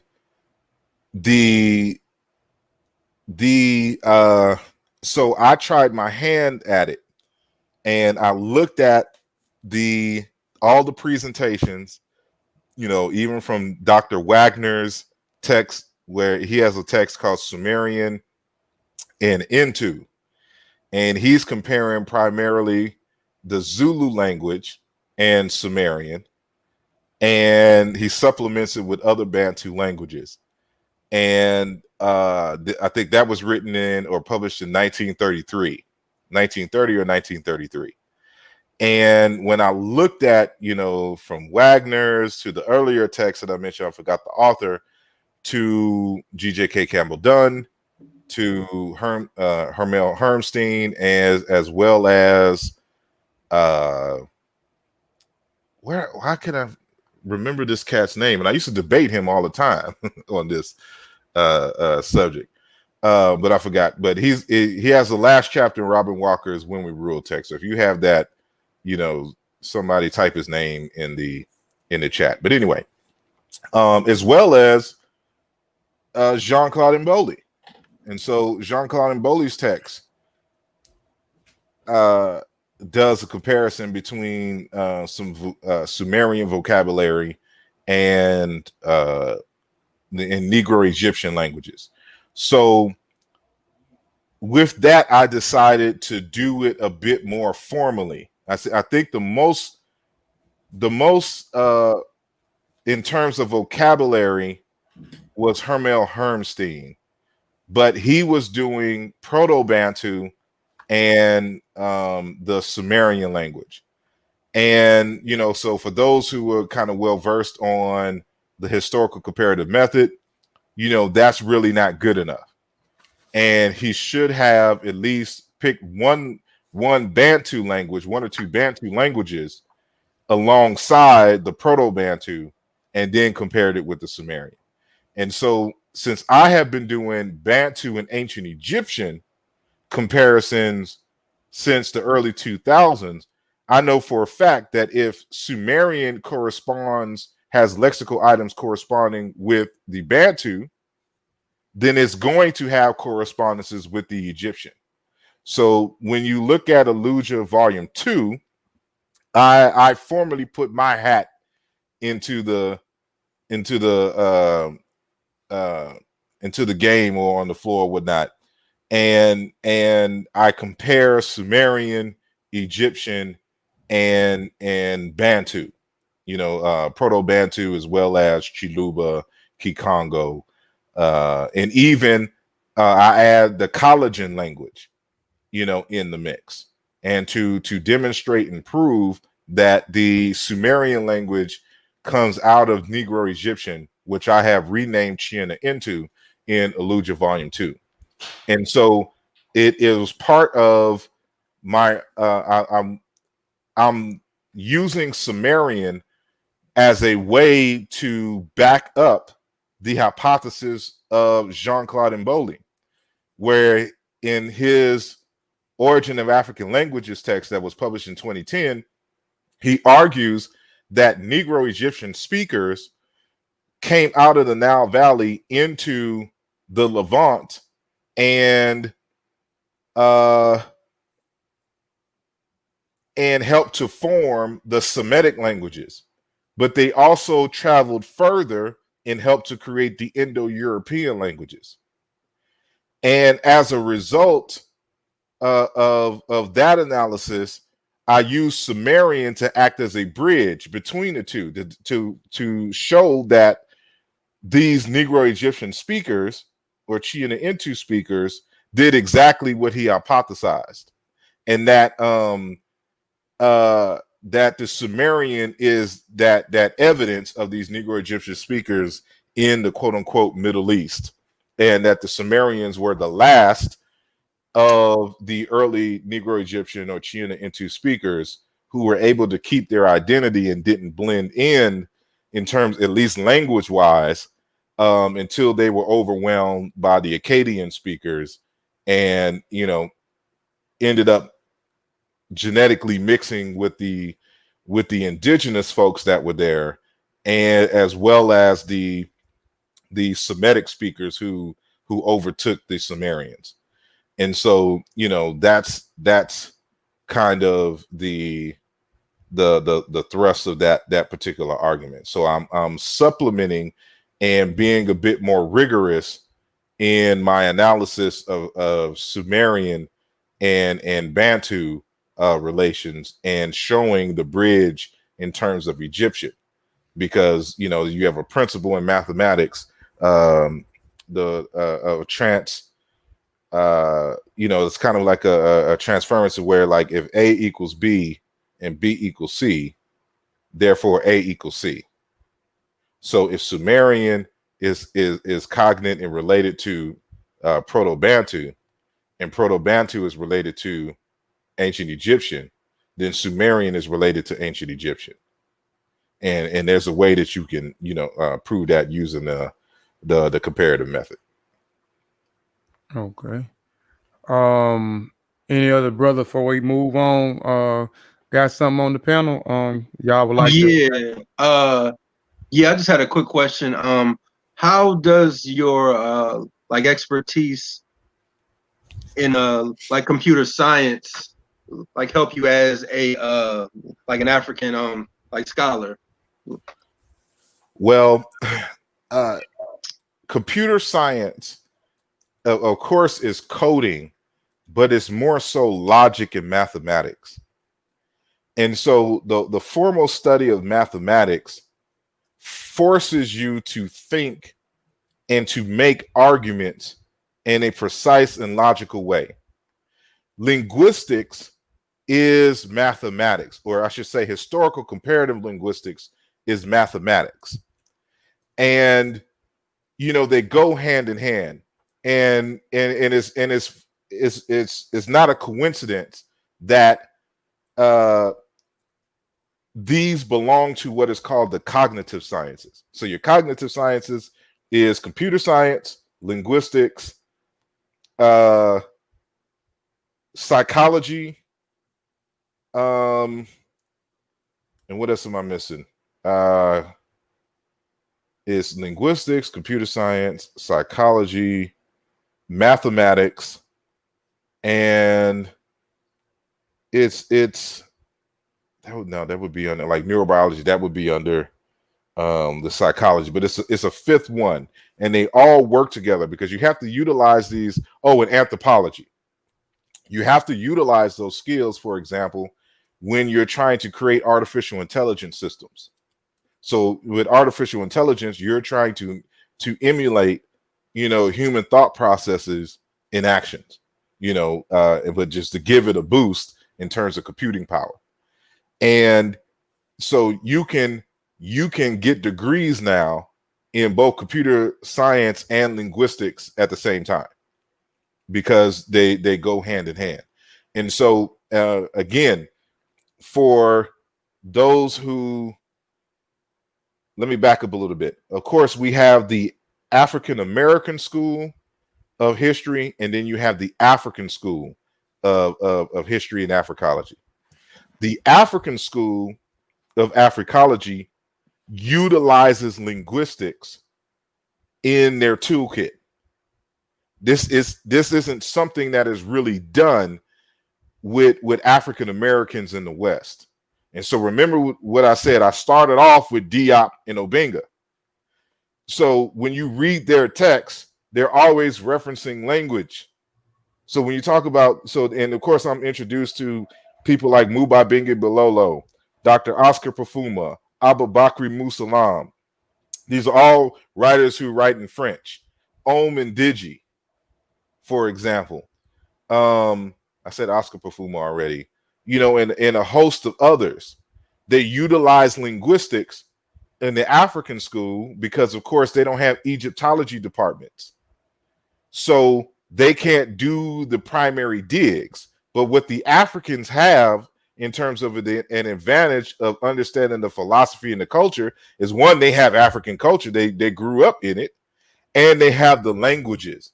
So it's almost required if you in the African School of Africology to learn linguistics as one of your tools for analyzing ancient Egyptian and just African phenomena. So of course Jean-Claude Mboli, who I mentioned earlier, Modupe Oduyoye, but he writes in English, and even Dr. Kipkoech Sambu, dealing with the collagen folks, still uses language and linguistics so they go hand in hand in Africology.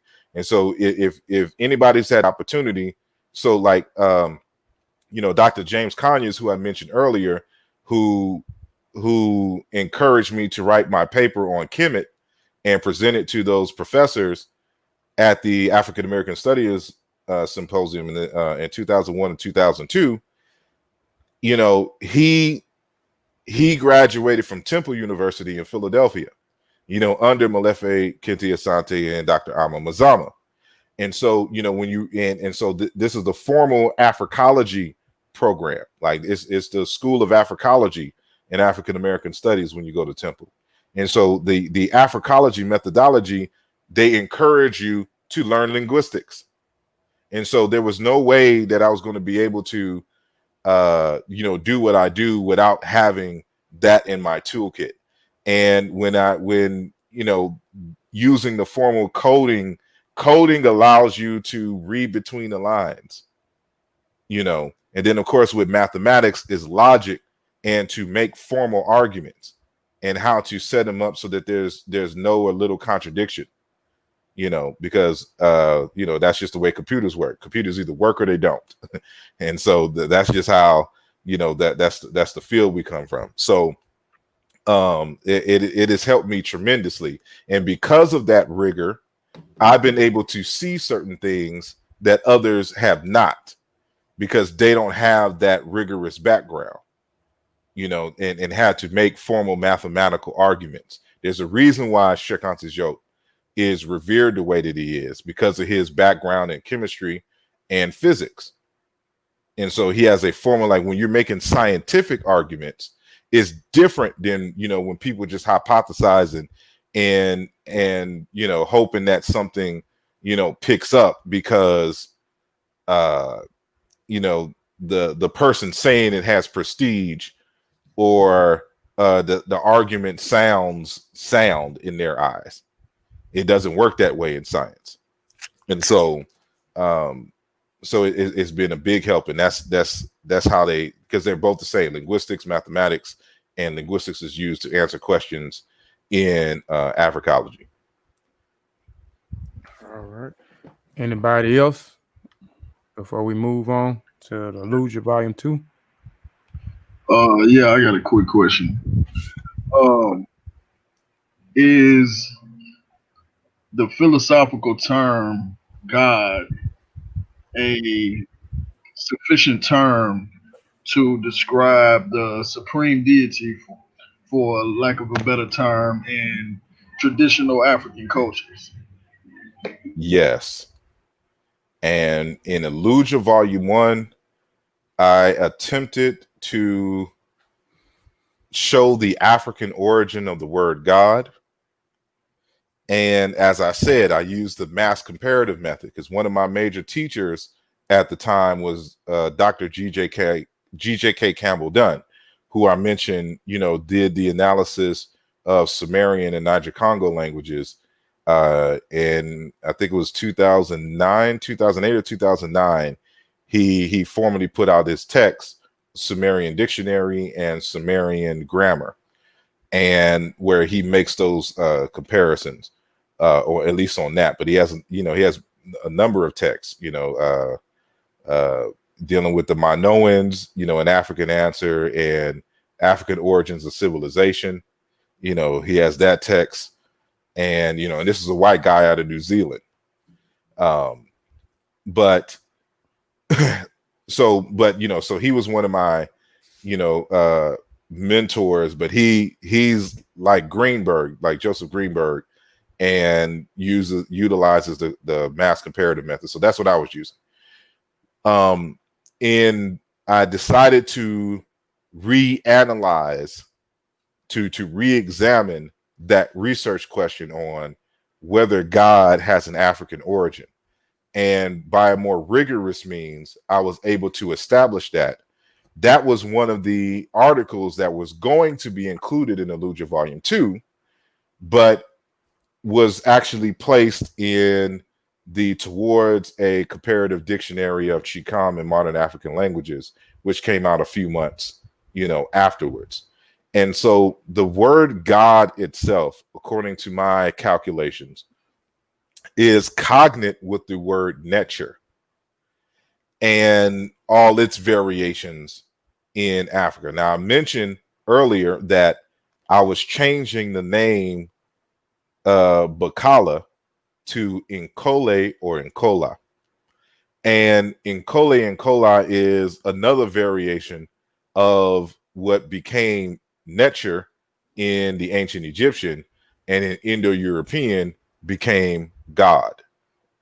And the word ultimately is just we can argue it like this. There's a more fundamental root that means to express, to create, to exit from the self. Then when you add a certain prefix to it, it means power or the ability to make change and all of this other kind of stuff. Then you put an agent prefix. So when you say nature or inkole, that n at the beginning is an agent prefix. And the agent affix is, this prefix is equivalent to the ER in English. So you have the verb to work, right? Then you want to nominalize it in and make it and associated with a human being, you say a worker. So if I can paint, but then I can be a painter.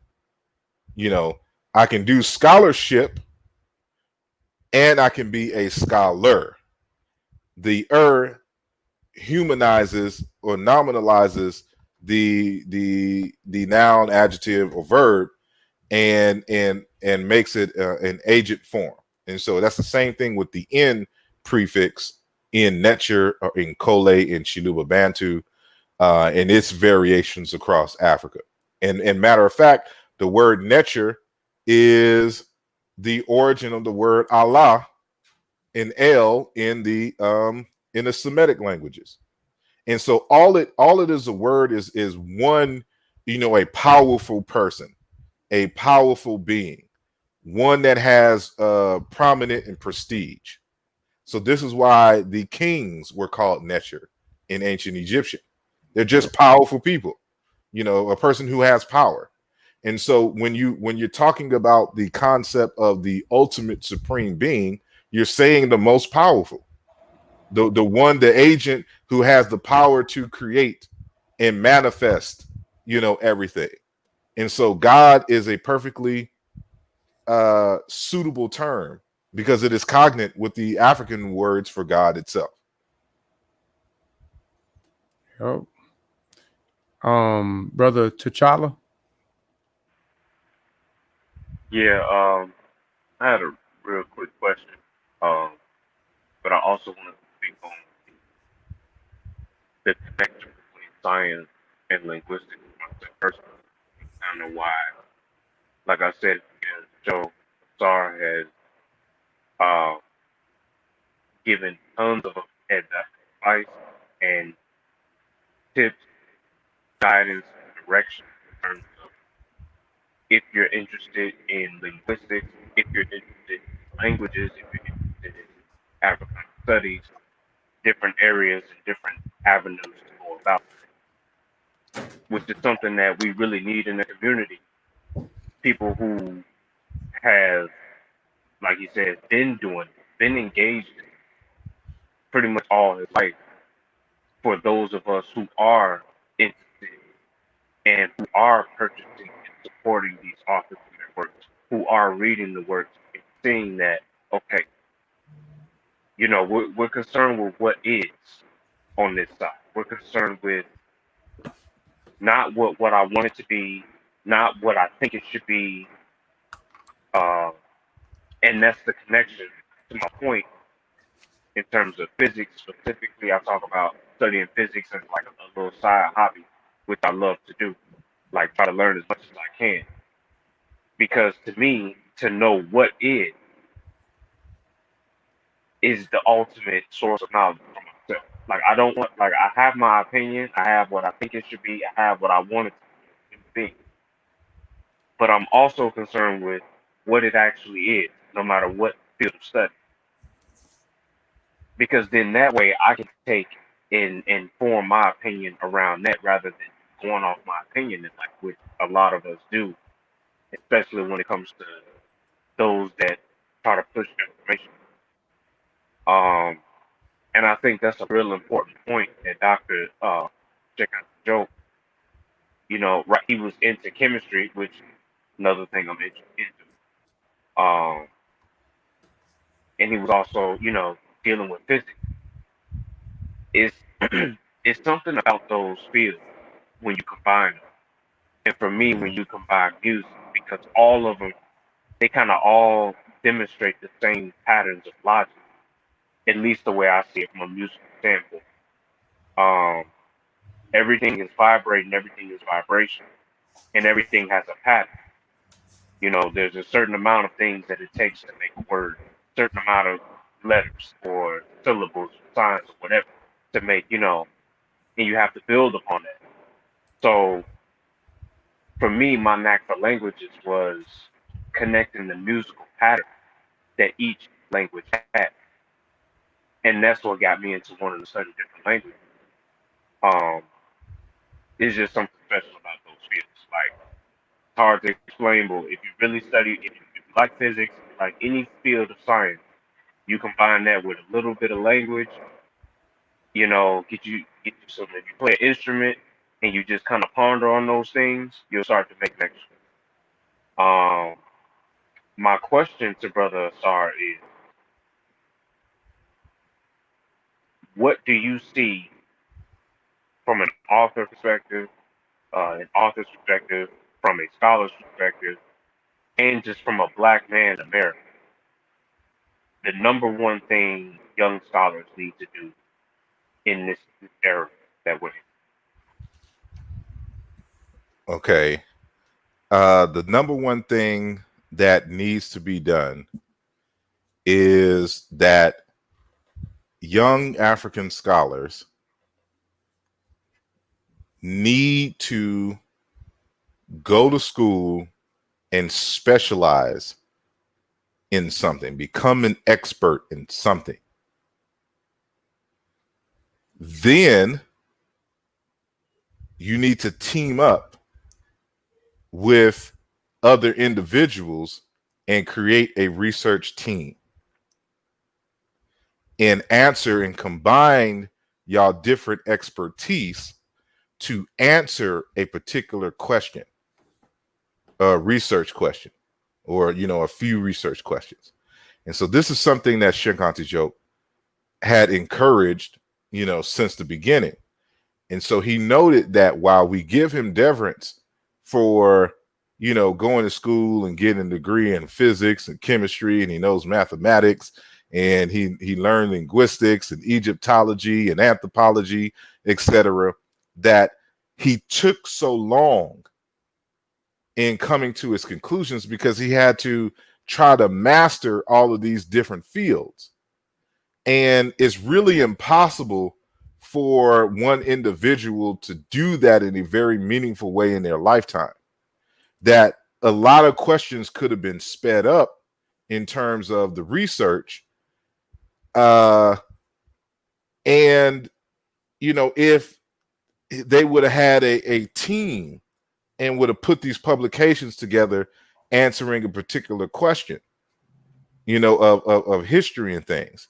And so while, you know, everyone should be multidisciplinary, you should also, you know, line up with a group of individuals who have an interest in what you have an interest in, and you know, y'all team up and work. Even if y'all don't formally put a team together, at least build and check in with each other, you know, for the latest in their particular field and how to interpret it and stuff to this nature. But what we need right now are individuals who become specialists in those fields.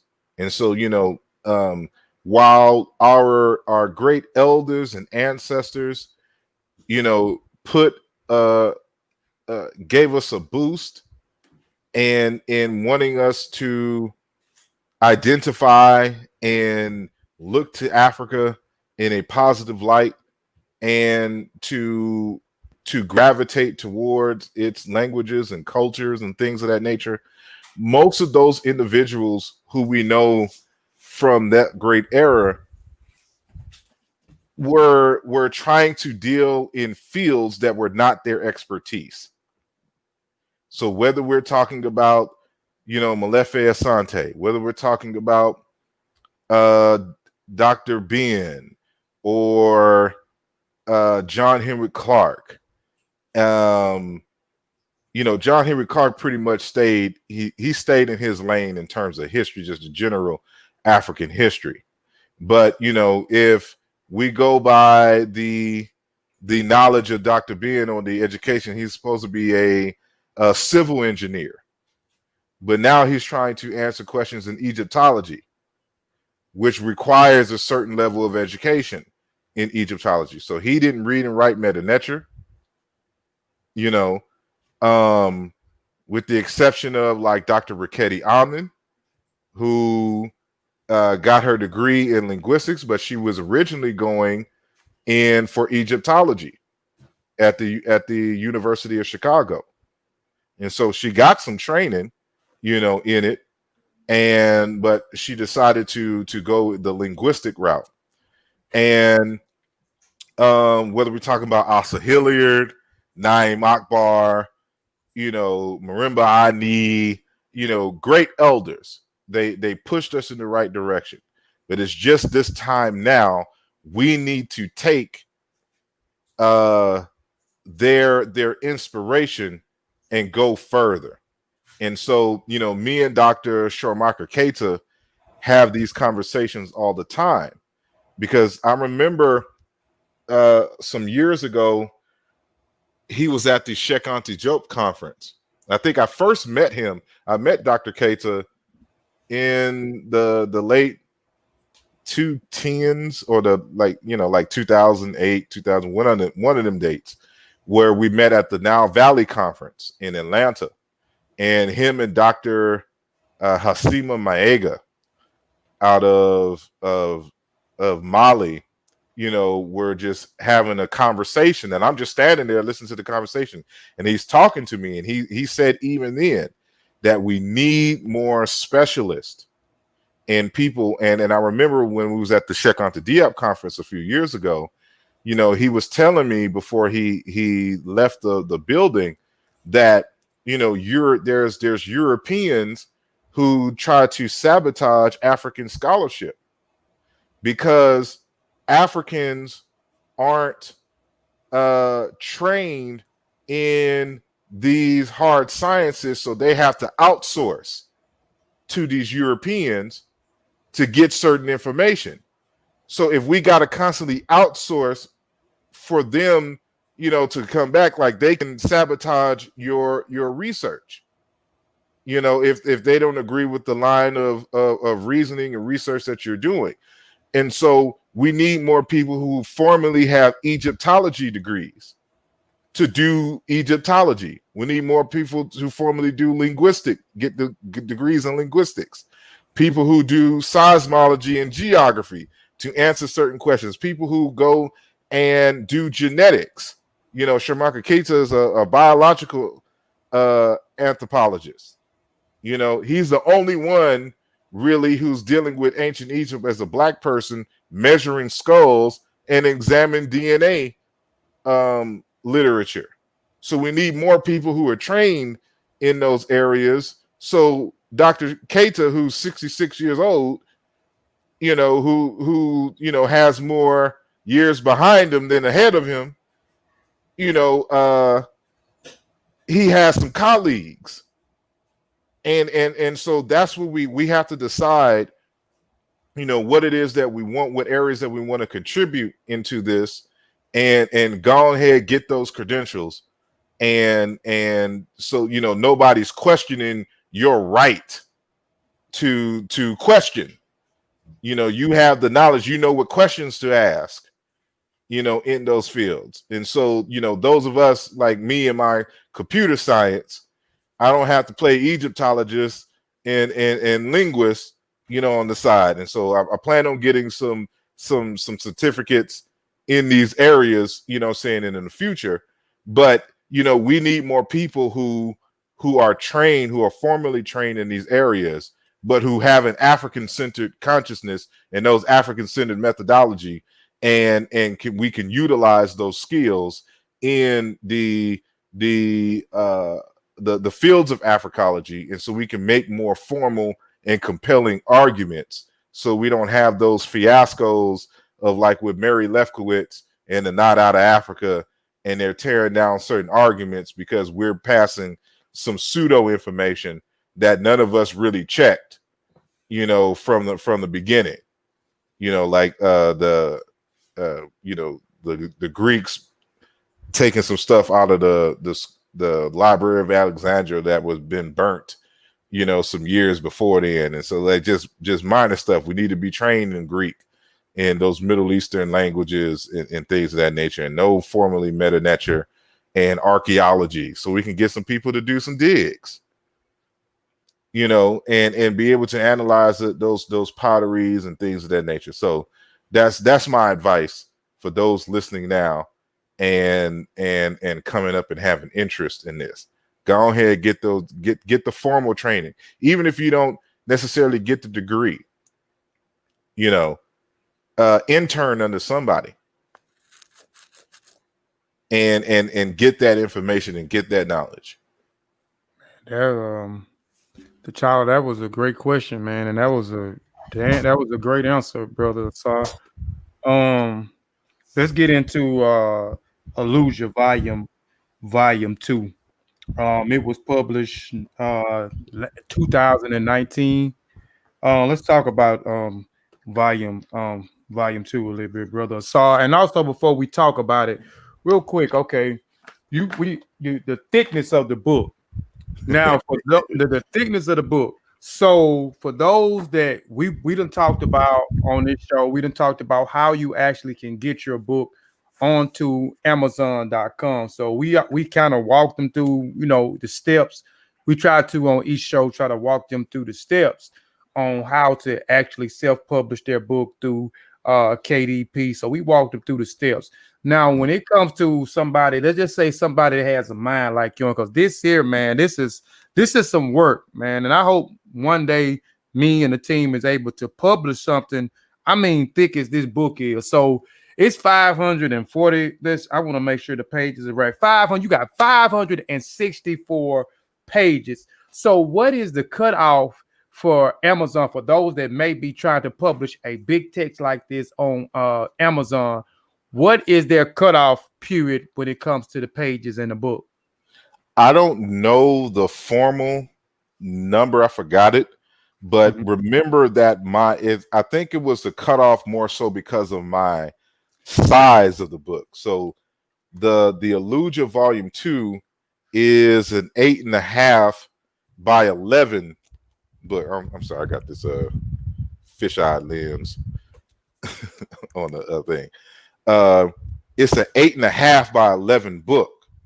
So, you know, when it's this big, it's almost a coffee table size. You know, they have certain restraints. So I assume that if it's smaller in terms of its cut, like this size for, you know, the Bakala of North America, which is a regular 6x9, I believe. Yeah, 6x9. You know, they can accommodate more. I'm not sure, but I know for a fact, because this was an 8.5 by 11, that it was a cutoff. So it may have been like around 600, you know, pages or something like that, if I remember correctly. So it's been a minute, so I forgot the exact number. Okay, then. Yeah, because that's a big book. Yeah. Now let's talk about let's go into Aaluja. And people ought to be familiar with it now, because and that's something that we probably gonna end up doing in the future too on this channel, because we have a few 3 publications out and a few I'm talking about shortly on the way. And how you did join was you actually broke each chapter down, and you know, you did a presentation on it. So I like the way that you did it. So a lot of people ought to be familiar with the book. Even if they don't have the book, they ought to be familiar with what's in the book and what you was talking about in each chapter. But can you kind of discuss and go through it a little bit of what Aaluja Volume 2 is? Yeah, Aaluja Volume 2 is, again, a continuation of Aaluja Volume 1. And, you know, dealing with the ancient Egyptian, major themes of ancient Egyptian. But this time around, even though I'm still dealing primarily with the ancient Egyptian, and of course the comparison of these other languages and cultures, the central theme is the Cyena-Ntu, or the Negro Egyptian, based off of Obenga and Jean-Claude Mboli's, labeling of a language family that they have analyzed and demonstrated exist in Africa. The religion and philosophy concepts. That's what I was mainly concerned with. So these individual independent essays, have to deal with some aspect of ancient Egyptian philosophy and religion, with the exception of, I believe it's chapter 7 or chapter 8, when it's dealing with the meaning of Kemet. And so, that one is just more of a direct linguistic analysis and philological analysis, trying to ascertain the meaning of the place name Kemet. And so so it's, this book serves two purposes. Again, I should say three purposes. One is to formally put out there my argument that the ancient Egyptian society was a Bantu society. Two, that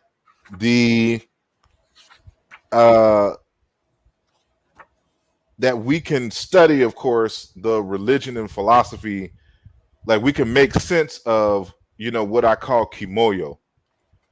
The term that I use for African religion. And the term, I borrowed that term from Dr. Fukuyao, again, one of my big influences. And this is a term that he uses to describe, Bantu religious concepts, or or whatnot. And so it's the art of vitality, kimoyo, moyo being a word meaning the heart, spirit, mind, and life. And so it's the art of vitality. And so I wanted to formally put that out there, and to show what is meant by African religion, or kimoyo, in a real formal sense. So a lot of the chapters, like, even though they're separate chapters, they relate to each other in terms of the underlying themes. And so, and then thirdly, and this is one of the reasons why the book is so thick, that I want to create a documentary film series based on the research of this book and others to come. And so, I know that everybody's not going to read the text, because either we don't read or it is thick, and so, but luckily it's even if, it's a text that has individual chapters that you don't have to necessarily read the one before it before you can read, the next one. You can just kind of hop in, and get in where you fit in, for the most part. I say more so the first half of the book. The second half, you might have to go in order. But because I know that this is an activity that a lot of us don't necessarily engage in, I want to still bring out some of the concepts and correspondences that were discussed in this text and others, and to show the relationship between ancient Egypt and modern Black African societies. Because a lot of times, a lot of folks want to, and this is kind of new in our history, that we should be only focused on West Africa. And they forget that we came from Central and Southeast Africa, but they say we should only focus on West Africa because this is allegedly where all of us came from, and not understanding the enterprise of Africology. And so, a lot of people they know of Diop, but they haven't read Diop. And Diop had charged us early in the game for trying to create a singular narrative of African history, going back to the beginnings of Homo sapiens sapiens to the modern age. So he was on the road to creating or starting that process of understanding the migrations and relationships of all African people. And the reason why ancient Egypt is so important is because of not only the great monuments and the religion, but because of the writing. And you get a glimpse of what it means to be African by the Africans themselves at such an early period before colonialism. So Egypt becomes a foundation to study other African people. And so part of that conversation is dealing with the relationships between different groups. And so when we're dealing with linguistics, we can make correspondences, very deep and meaningful correspondences between West African languages and culture and that of ancient Egypt. And so, people also forget that there's a fight for Egypt because Europeans and people in the Mediterranean are trying to take Egypt out of Africa and make it some external non-African enterprise.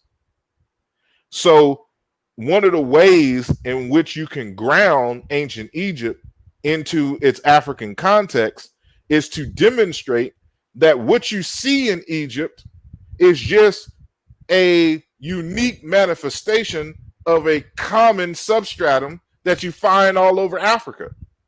And we can demonstrate this when we're comparing the different cultures and especially their languages. So if ancient Egypt was a European or Asian enterprise, why do we find these meaningful correspondences in West Africa to ancient Egypt, Central Africa to ancient Egypt, South Africa to ancient Egypt, that you don't find in Europe and in the Middle East? What's your explanatory model for that? And so we're showing that ancient Egypt, in all areas of its society, from its language to its culture, to its religion, to its philosophy, all cluster with these group of Africans who live in West and Central Africa. And so as the archaeological evidence pans out that it comes from the South, you know what I'm saying, in terms of the impetus for the creation of the empire itself and its culture. So it makes sense that we find these correspondences because these people are related. They're just they're just early offshoots of these people who in a different direction became the Yoruba, who became the Ashanti, who became the Baluba, the Amazulu, etc. And then you have certain aspects of history where there was migrations to and from that you have to deal with. So we're dealing with the whole of African history. And that's part of that project inspired by and charged by Diop. He charged us to go into these areas and advance the work. And so I'm dealing with this text on the religion and philosophy, and to show that ancient Egyptian is a Bantu culture, not only in name, but in terms of worldview and thought process. And that's because they come from a common culture. And matter of fact, Yeah, here. Oh, yeah. go ahead. You had went out for a minute. Oh, my bad. I don't know what y'all heard or didn't hear. We heard most everything. You had just went out. You good. You had just went out, but you back in. All righty. Now there's a prominent European Egyptologist by the name of Cyena-Ntu, who in a book on Egyptian, the priest of ancient Egypt, he states, thus the revelations of Ogotameli, the Dogon priest, or of Bantu philosophy turn out to contribute precious information which helps us better understand certain aspects of Egyptian religious thought. But in this connection, there is little, if anything, that we can expect from a reading of Plato. And so this white Egyptologist, you know, who's well known and well respected in Egyptology, he has since passed, but I forgot when this book came out. It came out in the 70s. And he's saying that you get more out of understanding ancient Egypt by an analysis of the Dogon and of the Bantu philosophy than you can of Greek and by extension European society. So if we want to understand ancient Egypt, we got to go to these Black African societies to really get a gist of that which we don't understand. And so this is what people got to really understand as well, is that although we have a lot of writings and things from ancient Egypt, there's still a lot that we don't understand, because the ancient Egyptians were writing as if everyone understood exactly what they were saying and what they were doing and why they were doing it. Like they just had no idea that their civilization was going to fall one day, and that we'd be studying them and researching them. So they don't explain jack. They just write and do. You know, they just living their best life. And so we're coming thousands of years later trying to understand and interpret what is going on in ancient Egypt, and in terms of their ideas and their motivations for what you see on the walls in the papyri. So because of that unknown element in the study of ancient Kemet, this is why as a methodology, we go to these related languages and cultures to get some ideas on how to properly interpret what was going on in ancient Kemet. And so that's why, you know, I do what I do in terms of these Aaluja volumes and other things in comparison with the modern African, especially Bantu languages and culture. So as, and I'll wrap this up real quickly, as I have stated in other conversations dealing with Fukiao, when I got introduced to Fukiao through Dr. Asa Hilliard at a lecture at TSU in Houston, you know, that's one of the first things that I noticed when I got African cosmology of the Bantu Congo, is that I'm like, hey, this looks awfully familiar, like what is going on in ancient Kemet.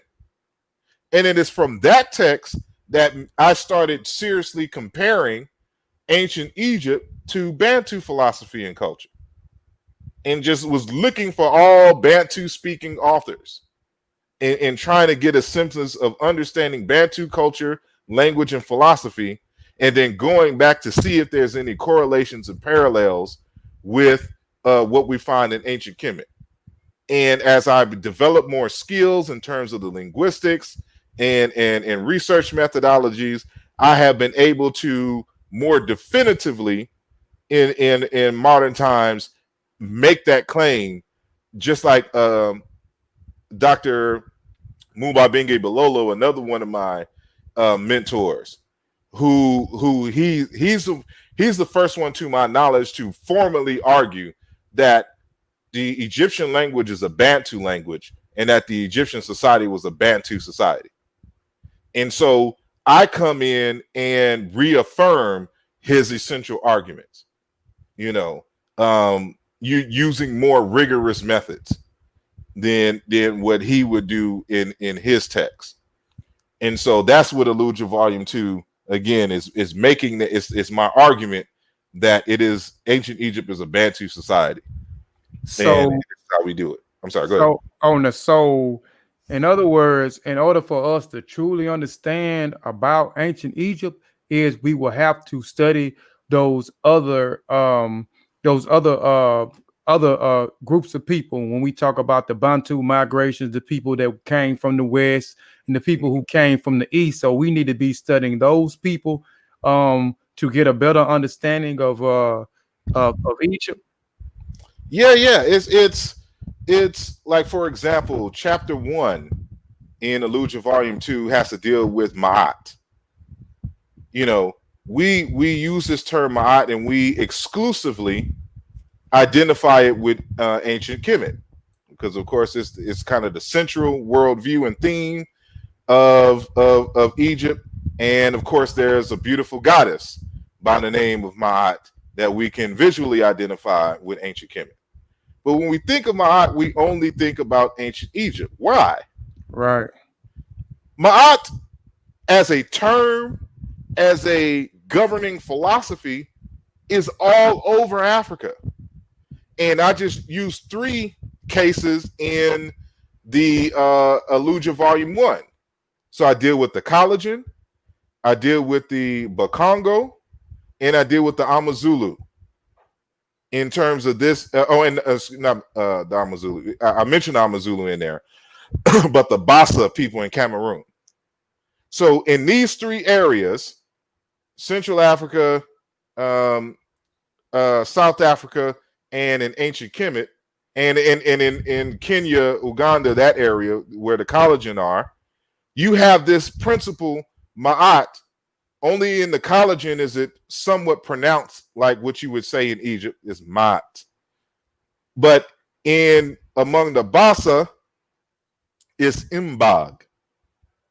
And amongst the Kikongo, it's Lunga or Lunga. In both Kikongo, Chiluba, and in Amazulu. All governing principles in which they organize their society around. So if I want to understand more about Ma'at, I can study these modern people who utilize their dialectical variation of that same term, but has it as a central principle in their society, and then I can make comparisons. So now I know that this principle of Ma'at is very old, that it shows up in all of these societies because Ma'at was in the proto-culture. And so you see Ma'at expressed uniquely in ancient Egypt its way, amongst the Bassa in its way, amongst the Kikongo speakers in their way. There's even in the Wolof language. And all it has to deal with fundamentally is this notion of open-hearted sharing and giving and feeding people. That's the fundamental crux of what Ma'at means. Open-hearted sharing. And from that notion of open-hearted sharing comes a whole religious paradigm. And even on the metaphysics, of the cosmos as an organizing principle of the cosmos, the inter-exchange of life forces. That's what Ma'at is. This is why you see people holding Ma'at and giving and presenting Ma'at to the gods, because it has to deal with sharing. So we're going around talking about offerings. It's not offerings. I'm sharing food. Because in Africa, your ancestors and the gods are part of your family. And just like when you invite a friend over, y'all break bread and eat food and share at the house. Mm-hmm. And so, of course, in Africa, we invite the ancestors to come and eat too. That's Ma'at. And so if we don't understand these particular things in Africa, we'll be looking at, ancient Egypt through the lens of the Abrahamic traditions and things of this nature, not know what's going on here. Man. So this is what, this is the kind of clarity that I'm seeking in which guides my research, so that we can get that clarity of common themes across Africa. And it shows that, the Africans were highly philosophical and scientific. I have 2 chapters on science in Africa. The one linguistic, the African origins of science, And then, you know, science using meta nature as a catalyst for the African Renaissance. You know, it has a practical application. And so how do we utilize meta nature besides simply writing? How can we use this inordinate desire and love for nature to teach biomimicry in the modern times, so that you can create synthetic systems that imitate nature, so that we can build more sustainable things and build an economy off of this notion? This is all built into African philosophy and culture in terms of having this sustainable relationship in what we build and use with the rest of nature. And so it was within that context that I was going to include the article on quantum field theory as African heritage. But now that's going to be its own book in true Asar Imhotep fashion, starting off small, but it ended up being a book. Man, and I hope everybody caught what he was saying about Kemet being a Bantu society. And then, you know, for those that may not know, go research and read about the Bantu migrations. Who were these people from the Bantu migrations? And you just actually gave me some ammo and some info, because I'm kind of talking about that in volume 3 that we got coming out at the end of November, man. So I hope everybody caught what he was saying, you know what I'm saying, about Kemet being a Bantu society and how he compared those different things. That's why y'all need to get Aaluja volume 1 and get Aaluja volume 2. Let's talk about real quick your last 2 publications, where your last publication and then your collective publication with your group, the Nsw.t Research Team. You also dropped in 2009 too. What was it? A Comparative Dictionary of Cikam and Modern African languages. You know, can you talk about that real quick before you go into your last publication? Yeah, so I'll start with the team effort. So, you know, brother Sanjeti Ankra and brother Wujawu Iri Ma'at, you know, we have been friends and colleagues for a very long time. And, you know, we compare notes, we even talk on the phone and all of that other good stuff. And so, you know, as I mentioned earlier, I had been researching and dealing with this etymology and meaning of the place named Kemet, because there had been when you know, I was leaving the Hebrew Israelites in the late 90s. This is when I got wind of, you know, just the whole debate dealing with Martin Bernal's Black Athena, and then the parallel attack on Afrocentricity. And so at this time, there was an online debate between Martin Bernal and Dr. Mary Lefkowitz, who wrote Not Out of Africa, right? And this was by the publisher of Not Out of Africa, who created a listserv for them to correspond. And then the public is able to view these correspondences. But not only were they involved in the debate, there were also some other invited scholars who took part of the debate as well. And they were all from around the world. So it was just a whole bunch of different scholars, folks I had never heard of, you know, who were involved in this debate on Black Athena. And so one of the things that kept coming up was Shekinah Job's argument that the word Kemet referred to Black people and that it didn't refer to Black land. And so that was a very heated and ongoing argument in the 90s. And so, you know, when I started looking at it myself, I wasn't convinced of Diop's argument. And that was, you know, when me and Professor Dr. James Conyers was, you know, having our conversation in the African American Studies office he told me to put together a formal argument and present it in front of these scholars and to get feedback. And so, but since then, I have been going and researching, heavily over the years, and I've gone through many different iterations in terms of my arguments. As more information came out and I was asking different types of questions, my position had changed, over the years. And so right around 2009, 2010, this is when the last iteration, when I argued that the word Kemet had nothing to do with black at all. And, I had wrote a few short articles on my website, and there's a website or a message forum called Egyptsearch.com. And on the Egyptsearch.com website,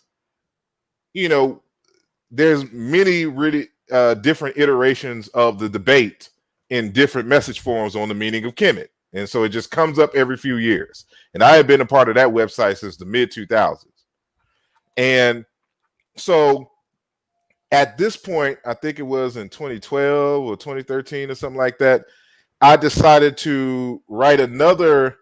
It wasn't it's an article technically, but technically it is a response to the conversations that was happening on Egyptsearch.com. And the message board form was just not adequate enough for me to put all of that information on the web forum. So I decided to write it in Word, make it a PDF, and then share it on the message board forum so that, you can read all of my argument or what I was revealing then. Because remember, at that time, I was saving the bulk of the information for Ogun and the meaning of Kemet, a book that I was writing, which I, scrapped at last minute. So now, of course, when I'm writing this stuff, it causes all kinds of controversy for people who came across it.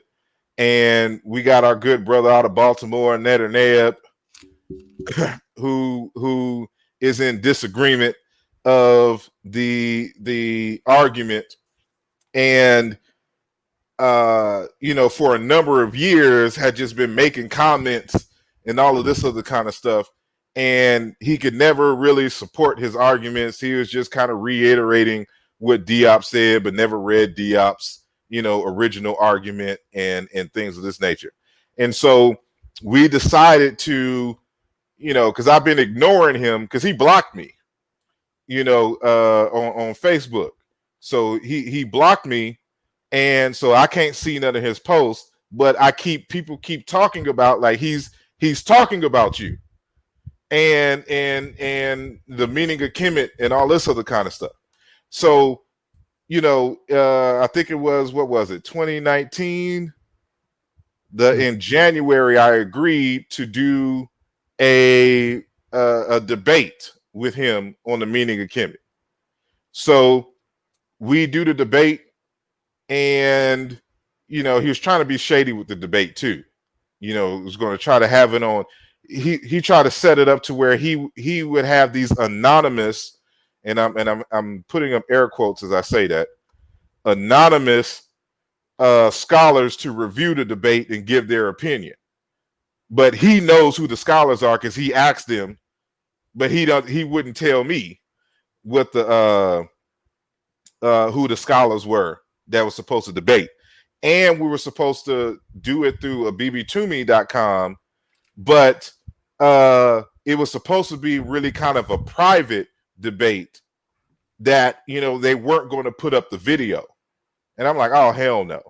We're going to stream this on my website and a bbtumi so that the public can see for themselves the debate.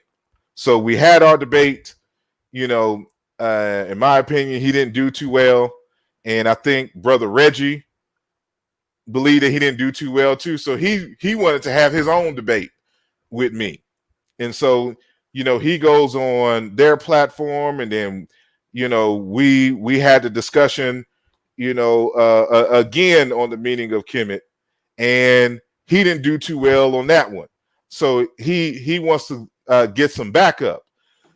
So he wants to go get Dr. Mario Beatty to chime in, since Ned or Neb didn't work out and he didn't work out. So he wants to, you know, like how you do or how they used to do in the kung fu movies, where you had to go through the lower folks, you know, say, to get to the master. So now we done worked our way to the master, you know, saying on this. And so he wants to have a debate at the upcoming ASCAC, the 2019 ASCAC conference, you know, that was being held in New York.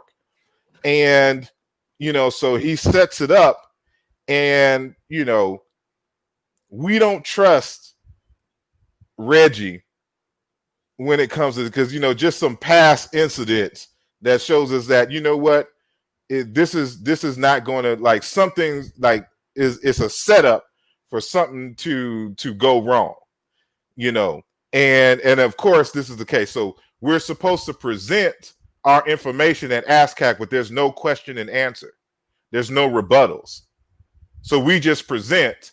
And of course Mario Beatty goes last, you know, saying, in the event. So we're anticipating them kind of being shady at the ASCAC conference.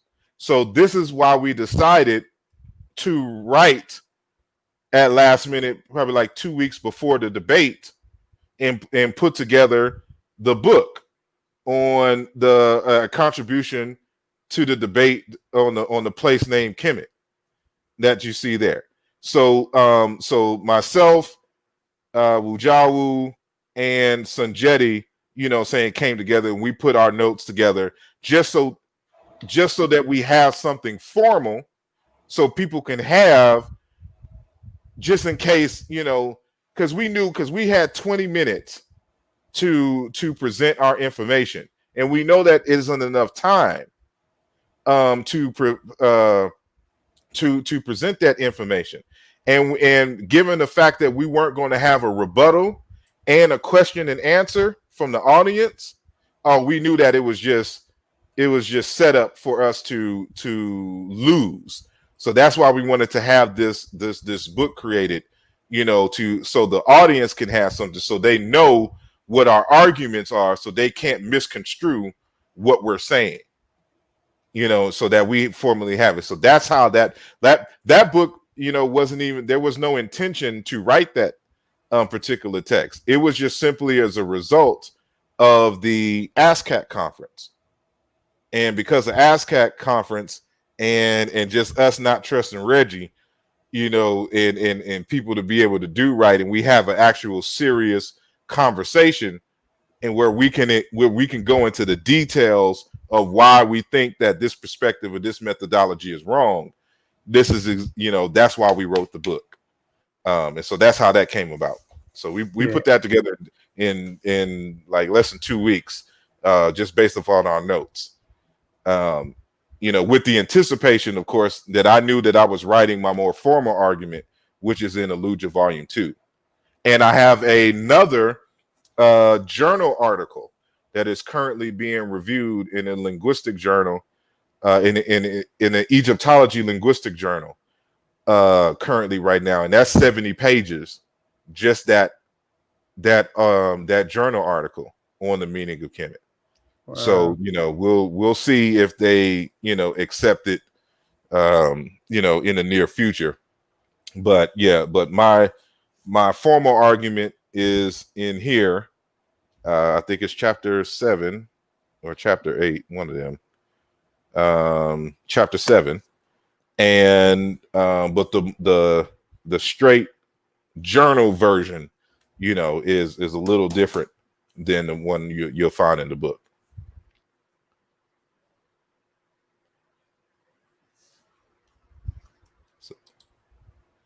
So I hope that answers your question. Seems like you froze, Kofi. Yeah, I think Kofi froze again.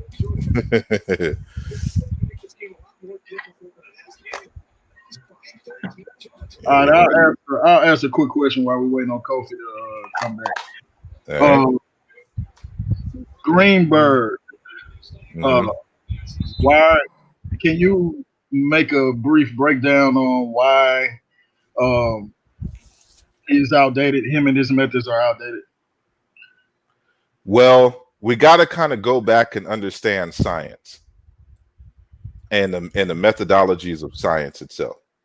So, in science, and when you're doing the scientific method, you have to design your experiment in a way that it can be falsified. Like if it can't be falsified, it is no good as an experiment. And in there, you have to eliminate the reason why you have the scientific method is so that you can eliminate chance as a reason for the alleged correspondences or patterns that you see in nature. And so in linguistics, while we don't have the scientific method, we have the historical comparative method, which is designed to eliminate chance as a reason for the alleged patterns that you may see between two or more languages. And so we have to understand at the time that Greenberg first emerged in the 50s and 60s. And this is a time where the African languages were not really grouped in a very serious manner. So they were still trying to figure out, well, how do we group African languages? So we've had major success with the Indo-European languages. We had great success with the Indian languages and Southeast Asian languages. How can we group these African languages? And so, instead of using the standard historical comparative method, Greenberg invents this concept called mass comparison. And the mass comparison is to take some basic vocabulary terms and to kind of look for lookalikes in a mass number of languages, and then to group languages based upon these alleged correspondences. And so, without getting into great detail, the way in which he did it does not eliminate chance. And so it could be a coincidence that, for example, language A has a word amen, and then language B has a word amen. It could be just chance that they just happen to sound alike, but there's no historical relationship between the two languages. Or it could be that language A borrowed it from language B. So when you're looking at how languages are grouped, using Greenberg's method, there's no way to eliminate chance, and there's no way to detect diffusion and borrowing. And so when Greenberg tried to use that same method outside of Africa in these other languages, those other scholars quickly ejected him, from trying to bring that nonsense, that pseudoscience, into these established fields in terms of the historical comparative linguistics. But for some reason, the Africanists in Africa kept the method. And so this is something that we have to understand as well. And this is partially part of the inspiration that motivated Greenberg to come up with this in the first place. So as I explained in the text, so when you read chapter 9 of Aaluja volume 2, you'll get a full explanation of this history and the motivations and things. But saying it here, allegedly the historical comparative method can only go back, like, let's say 5,000 at the most 7,000 years, right? And just like if you was to try to carbon date something, it's only good up to a certain point. Then carbon dating is no longer accurate. So with that same kind of conceptualization, that is the belief of the historical comparative method. So with the historical comparative method, with the so-called limitations being anywhere between 5,000 and 7,000 years, how do we group languages or groups of languages beyond that time period? So the mass comparative method was designed to try to group languages together beyond the alleged limitations of the historical comparative method. The problem is that they never even used the historical comparative method to relate African languages from the beginning. They just started off with the mass comparative method. And so they put together these arbitrary groupings: Niger-Congo, Nilo-Saharan, Khoisan, Afro-Asiatic. But then when individuals like Nsw.t Bjt.'s linguistic teacher, what's her name? Dang, how did I forget that fast? It'll come to me. But she, in the early 1920s and 30s, was showing the relationship between ancient Egypt, Fulani, and Wolof, and Bantu languages. Then here comes Nsw.t Bjt. and Theophilo Benga, showing the relationship between Egypt and Wolof, in the case of Diop, and then Egyptian and Mbochi, which is Obenga's native language. And so you also have like Modupe Oduyoye showing Egyptian and Yoruba, and Oscar Pafuma doing Egyptian and Bassa, and on with other groups. And what's his name? Abu Bukri Musalam showing Egyptian and Fulani. And then, of course, later on you have Jean-Claude Mboli. He was just trying to see if his native Shango language was related to ancient Egyptian. Now, what's interesting about what I'm saying here is that Fulani, Wolof, Mbochi, Bassa, Sango, all of these are supposed to be Niger-Congo languages that are unrelated to Egyptian, because allegedly Egyptian belongs to this arbitrary label called Afro-Asiatic. And so if this is the case and they're using the comparative method and you're seeing the ancient Egyptian relatable to Wolof, Fulani, Bassa, and Mbochi, and Sango, then the hypothesis of Afro-Asiatic and Niger-Congo cannot be sustained. It cannot be verified. So this is why Theophilo Benga had to create another language family, which he called Negro Egyptian. And Mboli comes back and starts from scratch, because Obenga, while over the years he had dismantled the Afro-Asiatic hypothesis, all he did was create Negro Egyptian, take Semitic out, put it over into its own category as a non-African language, keeps Berber as an African language, keeps Khoisan as a language group, but then he includes Niger-Congo, Nilo-Saharan, and then those other languages like Egyptian, Chadic, Omatic, Cushitic that belong to Afro-Asiatic. He just took those and stuffed them into his Negro Egyptian.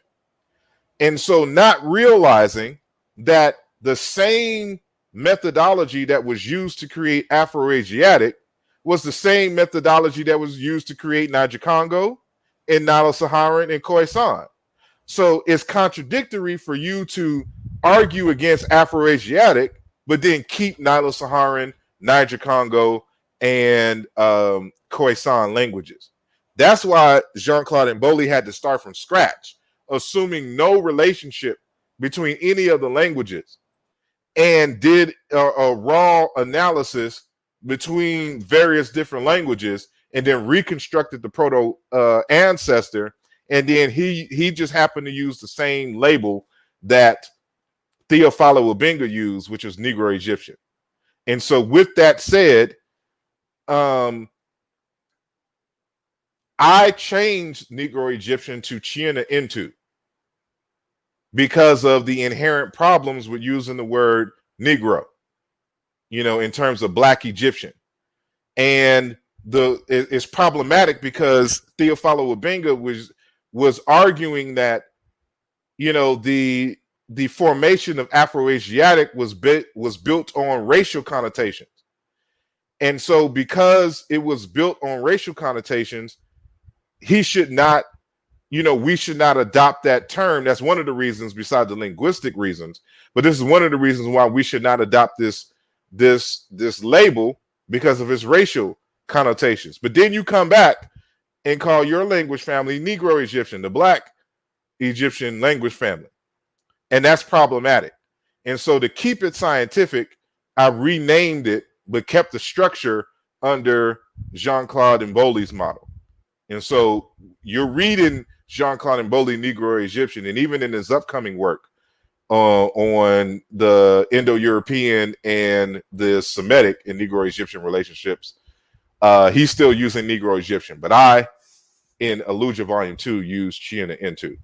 So in a nutshell, and of course, I go into more detail in chapters 8 and chapters 9 of Aaluja Volume 2, that history, and you can see my citations for the non-validity of the Greenberg's models.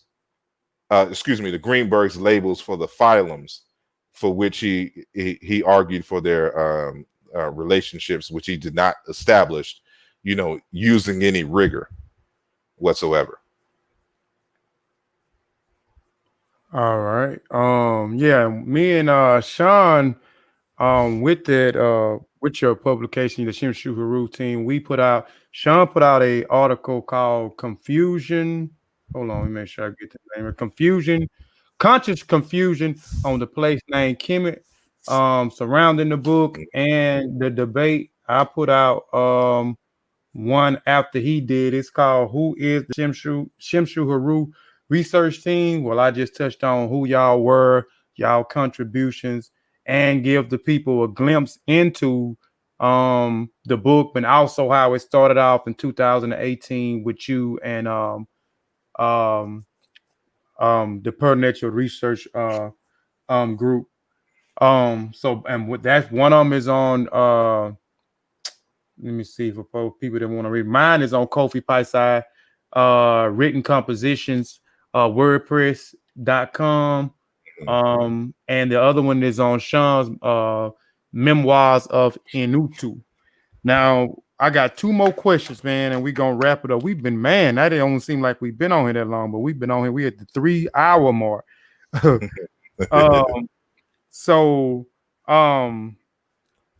Let's see. My question. After coming up with your ideas, writing your chapters, editing your books, putting your books together, publishing, what did you learn about yourself and the people?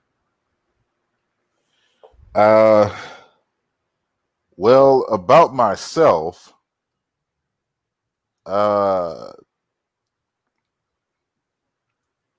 kind of a hard question. Because it's you're really reading my diaries in many respects. So women tend to write diaries about their life. I tend to write diaries about my interest. And so it's what I learned about myself per se was to kind of trust my instincts and to not be afraid to be wrong and to challenge orthodoxy. To do scholarship requires a certain amount of courage, because you're saying to the world, here are my thoughts, do as you will. And a lot of people aren't up for scrutiny for getting their idea, because is like Erykah Badu, saying that I'm an artist and I'm sensitive about my shit. Everything that we write, it's these are our personal insights. And so it says something not only about the subject matter, but it says something about us and our ability to think and solve problems. So it's personal for us, because with every publication that you create, you're actually giving the public a piece of yourself. And so, so to put together any work for the public to analyze and to digest and to utilize and internalize in their own lives takes a certain amount of courage. So you learn about yourself, your ability to be courageous. And and you learn just how courageous you are depending on how controversial the subject matter is. Who are you willing to go? What ideas are you willing to challenge in the process? And can you take that, scrutiny? And so, that I've been doing this for a while, I can't say that, I've really learned much of anything per se about myself as a result of writing it.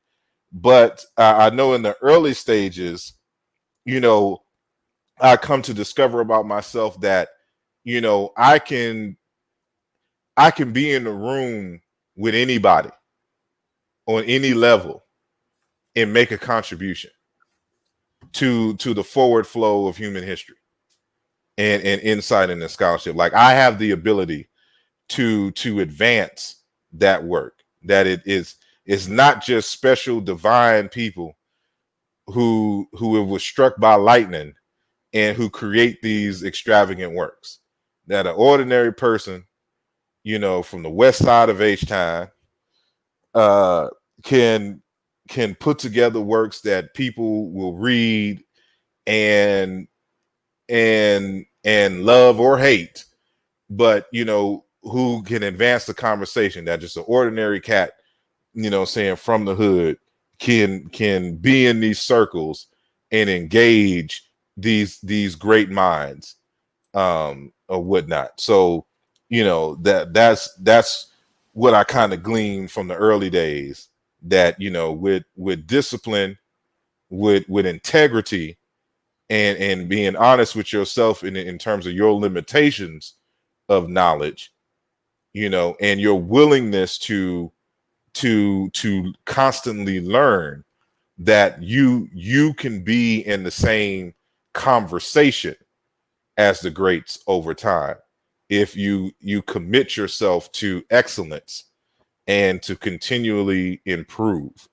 So I'm still learning, I'm still trying to advance, because I'm still looking at the Charles S. Finches and the Nsw.t Bjt.j and the Theophilo Bingers. I'm trying to be put into those categories of scholars in the future. It may not happen in my lifetime with my contemporaries, but the people who come after you, whose objective, in terms of the impact of your work, they'll be the ones to determine, what contributions that you've made. And so, because I tend to deal with the frontiers of knowledge, a lot of my stuff is still trying to be understood and analyzed, and it's being tested because I'm on the frontier. of knowledge. And so, you know, I still have to continue to fight for certain ideas, and that's expected for any scientist. You know, that's how it's going to be. And so it's not going to be immediately understood and accepted by everybody. You got to fight. So you got to have that in you. You have to have that fight in you, which is why, like, when you go get your master's and your PhD, you have to, what they call, defend your thesis. You know, you come out the gate learning how to intellectually do battle. And so, you know, I've learned over the years to prepare myself and to have thick skin and not be bothered because somebody says something sideways because they don't understand, you know, why, or my reasoning for doing what I do in the way that I do. So this idea of Bantu Egypt, you know, that's is going to take a while for that to become standard, but that happens all the time in research and scholarship. I'm going to have to defend and find ways to make my arguments more poignant and you know, and rigorous in these certain areas. And everybody should expect, when they're doing scholarship, to go through the same. Okay. My last question. Go ahead, boss. I didn't want to interject, but man, I would feel bad if I didn't. Brother Asar, everything you just said is how I kind of write, to saying, you know, this is kind of a journal of my life, and not being afraid to go out and test the waters, you know, to summarize. In volume 1, I wanted to make an argument that I see, and keep in mind I have no background in linguistics or archaeology or any respected field to make this claim. But I see something there, and that's the domestication of cattle being in South Africa and spreading north and throughout the world later on. When you look at all these languages and make your comparison, do you see any comparisons to make an argument through via cattle to say, yeah, there's possibilities of trade, networking, and borrowing through cattle specifically? Yeah, the cattle, the same words for cattle in ancient Kemet you find amongst the Zulus, and in Central Africa itself. Now, people will argue that the domestication of African cattle started in the Green Sahara, and so you'll have to fight that data. So when it comes to stuff like that, you're going to have to read. You're going to have to do some research on archaeology and stuff. Yeah. So a good way to start that is the UNESCO General History of Africa, Volume 1, on the research methods text. And so go through that. And that's another thing that I stress to upcoming researchers and writers. When you are doing research, don't only buy books about the subject that you're researching. Purchase the research methods books for that field and read that first, so that you know how to evaluate the information in the books on that field. So I make sure when it's not just in linguistic methods, when it comes to physics methods, in mathematics, I just got a whole bunch of research methods books, and just on research methods in general. You have to get those texts so that'll tell you what is acceptable in the field in terms of information or not. And then you can go back and research. And so even if you're writing about your hypothesis, you have to use the language that this is a hypothesis and this is the reason for my hunches. And, you know, I plan to do this type of research with this type of research to design to confirm or falsify my hypothesis. And it's really like with the scientific method, you're falsifying hypotheses, because for each hypothesis that you generate, you automatically have a null hypothesis. So you have to go through a series of hypotheses and falsify those, and then show which one is is stands up to scrutiny, and that is more likely, the truth, until you do some more experiments and things of that nature. And so, like in linguistics, if I'm arguing that two or more words are cognates, I have the hypothesis that they are cognates. I have the hypothesis that they are not cognates. And then I also have the hypothesis that they're due to borrowing, which would make them not a hypothesis, or that they're chance lookalikes. So I automatically have those hypotheses every single time I do a linguistic comparison. So the reason why I do the historical comparative method is so I can falsify the non-valid hypotheses, and I'm only left with the true hypothesis, and that's how you move forward. So it's learn the research methods, and so in that situation, you're going to have to learn about because linguistics on the one, to be able to discern if these words for cattle are in fact cognates or not, and then of course the archaeology, and I guess archaeology is more so with human remains. And so if this was paleo, or would that fit in? Well, I guess it would if we're talking about the domestication of cattle, because that's a human activity. So I guess that would fall under that. But regardless, you'll have to know about that. You have to know something about genetics, and to see if there's any research, because you can trace the migrations of certain breeds of animals, based on the genetic data, and also look at disease studies. Matter of fact, that I have this one study of this particular disease that originated in the Great Lakes region and migrated up the Nile, and then from the Nile in ancient Egypt traveled through the Green Sahara, and then came down with the Bantu speakers and the Bantu migrations. We're able to track those movements based on disease that people carry. And the same thing with certain animals.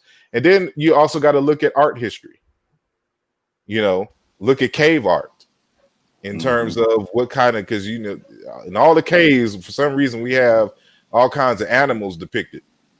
So if you can identify certain animals with, certain time periods and certain cave art, that may be a source, to add. And so you're going to have to be multidisciplinary. Or what you Can I can give you do, an example of that right where you hold was? Or what you can do is what I said earlier. You master one thing, and then you get a group of other individuals to look at it from the other perspectives, so you can save you time. And then y'all come together and put together a publication on that. Or you can do, or y'all can write a joint paper, like how they do in scientific journals. So like, you're the lead scientist, this is your expertise, but you went and consulted all these other individuals who contributed, and then y'all write a joint paper. So that's just giving you some ideas, but go ahead. I'm sorry. Oh yeah, what for the audience, one of the ideas that inspired it is looking at South African cave art and how they have cattle on the walls, but in particularly red ochre. And how do you have red ochre and cattle on the walls many years later, further north in modern day, the Kemetic regions? But it's like it's being venerated, and what is the reason behind it? What was the ideas transferred? That's the curiosity question that sparks my interest. What was they thinking? What was they exchanging? As far as saying that domestication part, and just, aha, I got everybody, that's not so much the point. It's just to show that we've always been a part and a key part of human history. And for those who may not look at it this way, just think about how important cattle are today in almost every culture. So if you can say that's a part of the African legacy, why not staple that on the wall? Yeah, so to it just speak. depends. So remember that, in certain areas, like you got to remember what the travel routes of certain cattle. Like they're not coming through the forest zone because of tsetse fly. And so you got to keep that in mind. And so there's lots of studies on African cattle and domestication and the where they were, but and the diffusion of terms. So remember, for example, that the Fulani and the Afar and all of these other, and the Calajan, all these other cattle rearing groups are nomadic pastoralists. So they would travel long distances back and forth across, North and East Africa with their cattle. And so, the terms and things could have diffused via one of them, since that was their thing. So it's a whole bunch of things that you would have to consider before coming to saying your conclusion. So you just got to keep all of those things in mind, and that'll give you a blueprint to how to approach. And don't try to look for the answer that you believe is true. You make a hypothesis, you make several hypotheses, and then you go about looking for researching and letting the chips fall there where they may.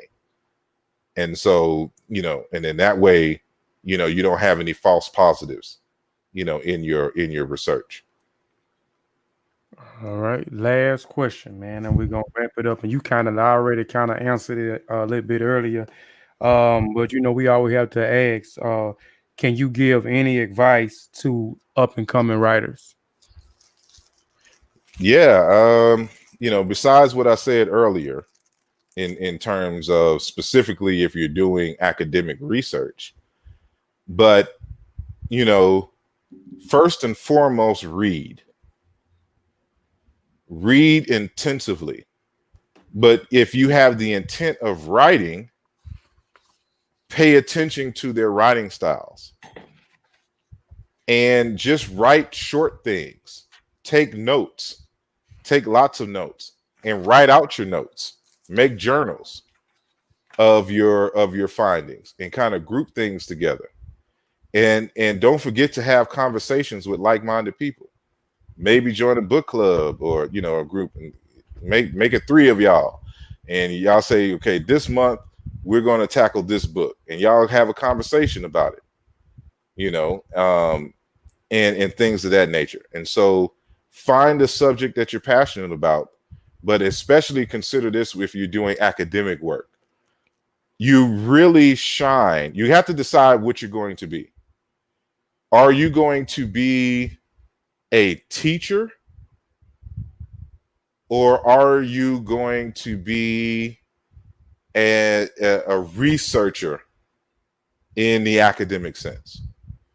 And what I mean by that is not that you can't be both, but for now I'm separating the two.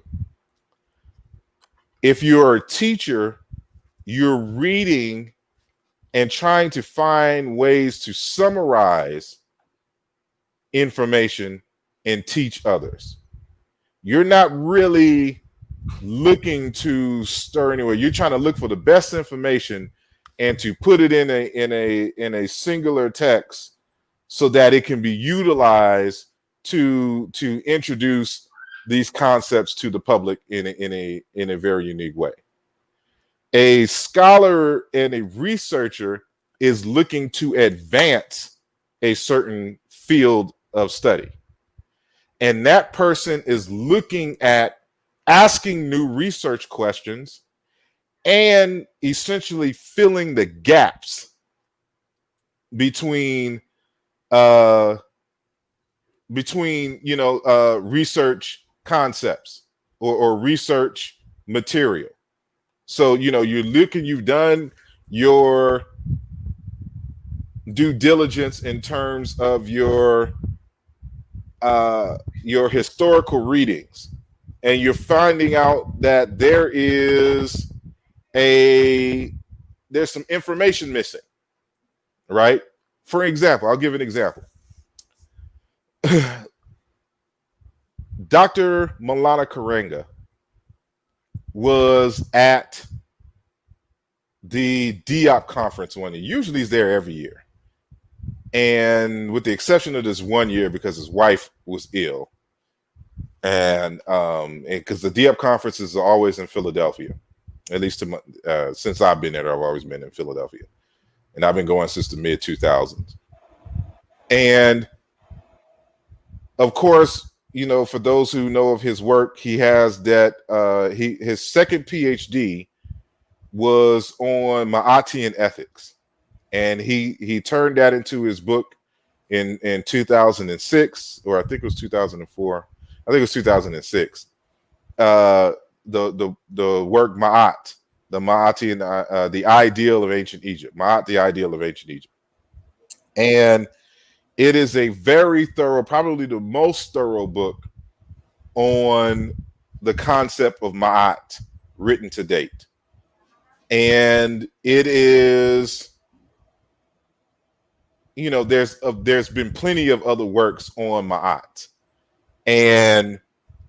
but you know, none were done as thorough as what he has done in that particular text. However, I noticed that there was not a serious linguistic analysis, which I shouldn't have expected because he's not a linguist. And then when I was looking at all the other studies of Ma'at, no real serious linguistic analysis. Theophilo Benga had attacked it. You know, what's his name attacked it. And he recently passed away. Dr. Alain Anselin out of the Caribbean, out of Guyana. And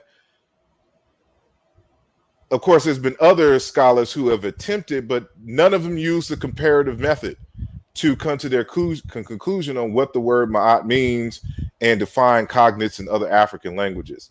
And so this one year, he was talking about Ma'at and at the DIOP conference, and you know, I was getting ready to ask the question about, you know, well, why didn't he go and do a thorough linguistic analysis on the word Ma'at? And before I could ask my question, you know, he had made the statement that, you know, when people read his book, they some people asking, well, why didn't he, you know, address this, or why didn't he say or do this, you know, dealing with Ma'at? Now, his PhD dissertation was 900 pages, and there were still things that needed to be answered concerning the word Ma'at. And so when he said that, he said that he replied to them that this is where you come in, and you fill in that gap, because I can't answer everything in a publication, in a singular publication. And so I never answered my question.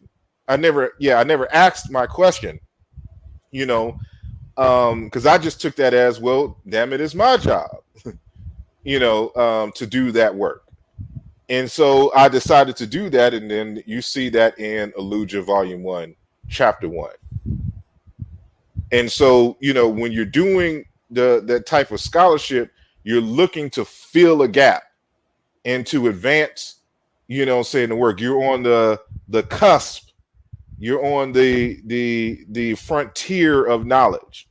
And so that work is going to take a while to be accepted and to be known by people in the fields, which is one of the reasons why, you know, it is recommended and it is highly encouraged and it is expected that you write journal articles so that it can be scrutinized by people in the field, and, you know, it can be introduced, these ideas are introduced to, you know, the people of the field and the general public. And so, you know, otherwise, you know, you have to go through extreme means, you know, to get your ideas, you know, like in conferences and books and, you know, presentations and things of that nature. So, so that's my advice. You got to, you know, figure out what you want to be, or at least what this book is meant to be. whatever it is that you plan on writing? Are you kind of summarizing? Do we need a new updated way on teaching this? Could this be worded in a different way and clarified in a unique way? Or are you, researching in a way that it is for the scholars, and you're bringing about new knowledge to be examined and scrutinized by people in the field, and then that'll tell you, what you do? Or are you just, trying to find an applicable way? It's not necessarily research or summary, but you're trying to bring about a new way to practicalize the information. Like I've read all of this information on, let's say, Ma'at, and now here's a way that you can implement Ma'at in your family context, and if you're building a school, and how you can introduce this and teach, others. So you have the practical. So it's just, all I'm saying is this, know why you're writing and who your audience is for, and then write accordingly. Okay. Last question, and we'll end the show. Sister Ladosha, and anybody else that may have some questions, I'll go back, and if I have to, I'll forward them over to Brother Asar to answer. She says, and this was a question also too that we was talking about before you got on. I think Brother Satepara had mentioned the editing part. So Sister Ladosha, everybody know who Sister Ladosha is now. That's our sister. I say that's Kofi Piesie Research Team. That's our manager. But she's an author as well, both books, and both her books is down in the description as well for those that want to get both of her publications. But she's asking Brother Sar, she's asking you to speak to the importance of having your book edited. That was a challenge and expensive. Well, for me, it was. I still didn't like the editing on my second book. So she's want to know the importance of having your book edited. It's very important because, first and foremost, you believe that you wrote something, and you see it in your mind, and then come to find out that it was not there. You didn't totally skip the whole sentence, believing that it was there, or you didn't misspelled some words, and or your grammar wasn't right. And because you're constantly looking at your material, you won't be able to catch it, immediately. Versus like if you was to read someone else's work fresh, you'll spot the stuff quickly, in terms of this misspelling and this punctuation, So this is why it's important to have other people look at your work. So the first thing that I do is that, all my works, I have other scholars read certain chapters. That's because, again, remember that I write independent chapters, and so I can give a chapter to a colleague, and they will scrutinize it. And so usually part of the scrutinization is in part of the grammar and the editing. So you kind of get a soft edit, in that. So kind of utilize your friends. Don't necessarily give them the whole book, just give them a chapter, and get their opinion. But ultimately you're going to have to, kind of come off some funds and get a professional, to edit your work. And so, luckily with a couple of texts, I had an ex-girlfriend who, was a book editor. And so, she was willing to edit, for me. And, and she just didn't do it out of the kindness of her heart, even though she could have. We did a barter. So since she was, into editing and writing or whatnot, she needed a website. I build websites. So me and her did an exchange, on certain things. And so, if you can, try to barter with some people. If you have a skill set that, y'all can barter, and there's you can add value to each other. But but you're going to need someone to look at it, because you're going to have fresh eyes, and especially someone who, because when you're editing, you have to find the voice of the author and try to edit within their voice. And so, but that's just, a kind of advice for the editor itself. But yeah, so it's very important, and it's what separates you from the, looking like an amateur text versus a professional text. So we got to remember that, everything that we're doing, we want to do it to the highest level possible. And so we don't want to be, and it's, let me just finish that. We don't want people to think that we are amateurish and that we just woke up one day, just started banging on the computer, and then out came a book and just released it to the public without any kind of planning, without any kind of organization in terms of our thoughts. And, saying a good editor will, kind of force you to, restate certain things more clearly, because things that you think are clear in your mind may not be clear to others. And so, a good editor will point these things out and kind of force you to clarify or say something more simply, or to kind of tie what you're saying here to a point that you made in, an earlier part of the text, stuff like that. So that's why, it's important. So again, we want to be excellent in all things that we do. And it's not to say that no mistakes are going to creep into the text. And so, if you have a good book publishing deal, they have several people looking at your text at once. And, editors, and they, have book design, graphic design folks and all that.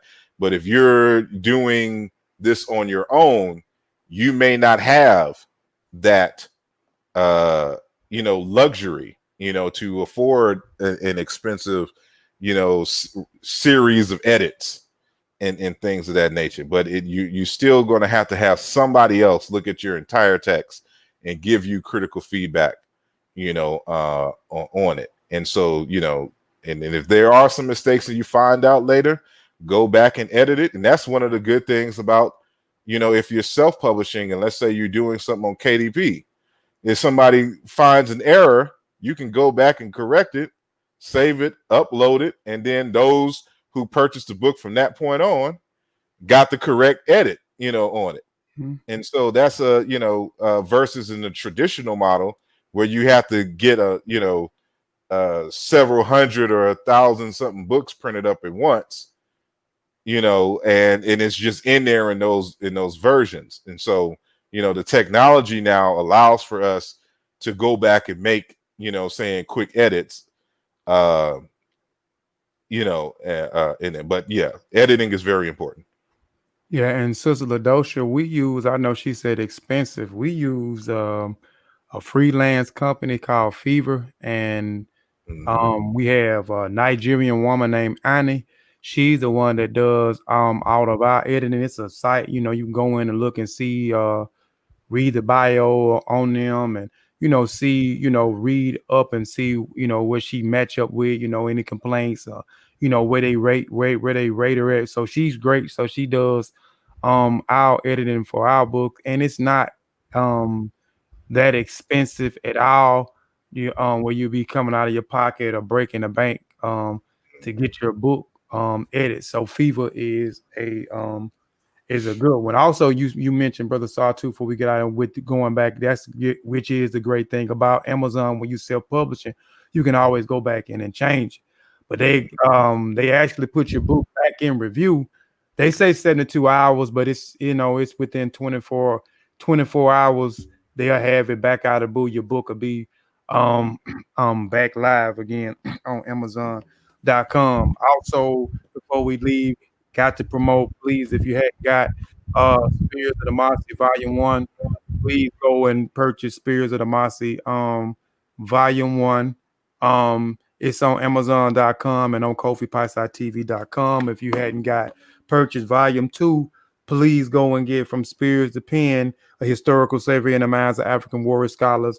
Volume 2, it is also on Amazon.com, and it is on Kofi TV.com. If you hadn't got the latest edition, One Night Before Bed, written by Sean, who is also a member of Kofi Piesie Research Team. It's on Amazon.com and it's also on KofiPiesieTV.com. Go get your copy today. Also, we have another announcement coming October the 2nd. So be on the lookout for this Friday, October the 2nd. We have another announcement, and be on the lookout for previous publication. We have a publication coming out in October. Actually, we have 3 coming out in October. So be on the lookout, and an announcement for that, which will also be on Amazon.com and KofiPiesieTV.com. We have a clothing line which will be coming soon called Mboka Clothing, with a partnership from our brothers from the continent of Gambia. Hopefully we'll have them on the show next week, and we can talk about that. Brother Asar, before we end the show, could you tell people where they can actually get your publications from, and how can they reach you? Yes. I have my website, srwD.j. There's a link called Shop, and all of my books, with the exception of Esodus, is on the website. And you can get in contact with me, of course, via the website and all the major social media platforms, Instagram, YouTube, Facebook, and Twitter. And now you can also catch me on my Patreon page, patreon.com/Asar Imhotep. And, I'll have exclusive interviews, there, and some other information there. And I did a soft launch, trying to raise funds for the first leg of trying to get a proof of concept together for my film Cyena-Ntu, which of course is based off of Aaluja Volume 2. And so that's one of the ways, if you want to contribute to the making of that film. And later on, I'll have some investment for people who want to do investment in the film later on as well. And so I'm currently working on the website for the Cyena-Ntu film, and so you'll find out some more information there, and then I'll be more aggressive in terms of the promotion of that. And so those are generally all the areas that you can find me. And of course, if you go on Amazon or BarnesandNoble.com, and you might even find it in a few local bookstores that may purchase it wholesale, in terms of a brick and mortar. But I think that's it.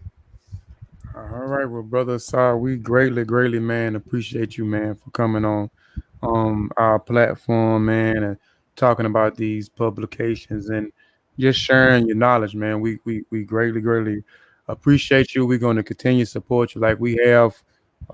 We don't have all your publications. We have 5 of your publications. So we definitely going to get the other 3 and put those other 3 into. I definitely am going to make sure I have them a part of my library. But again, man, we appreciate you, man. We appreciate everybody that tuned in to stay the duration of the time. We appreciate those that popped out, popped back in. Y'all could have been doing anything else with y'all time, but y'all tune in to listen to what we had going on. So we greatly appreciate that. We'll see y'all next week at the same time, 3 o'clock. 3 o'clock p.m. Central Standard Time on Kofi Piesie TV. Again, also be on the lookout for October the 2nd. We have an announcement, and we'll be presenting something on that day. Again, Black African Power, and we'll see y'all next time. Peace. Mm-hmm.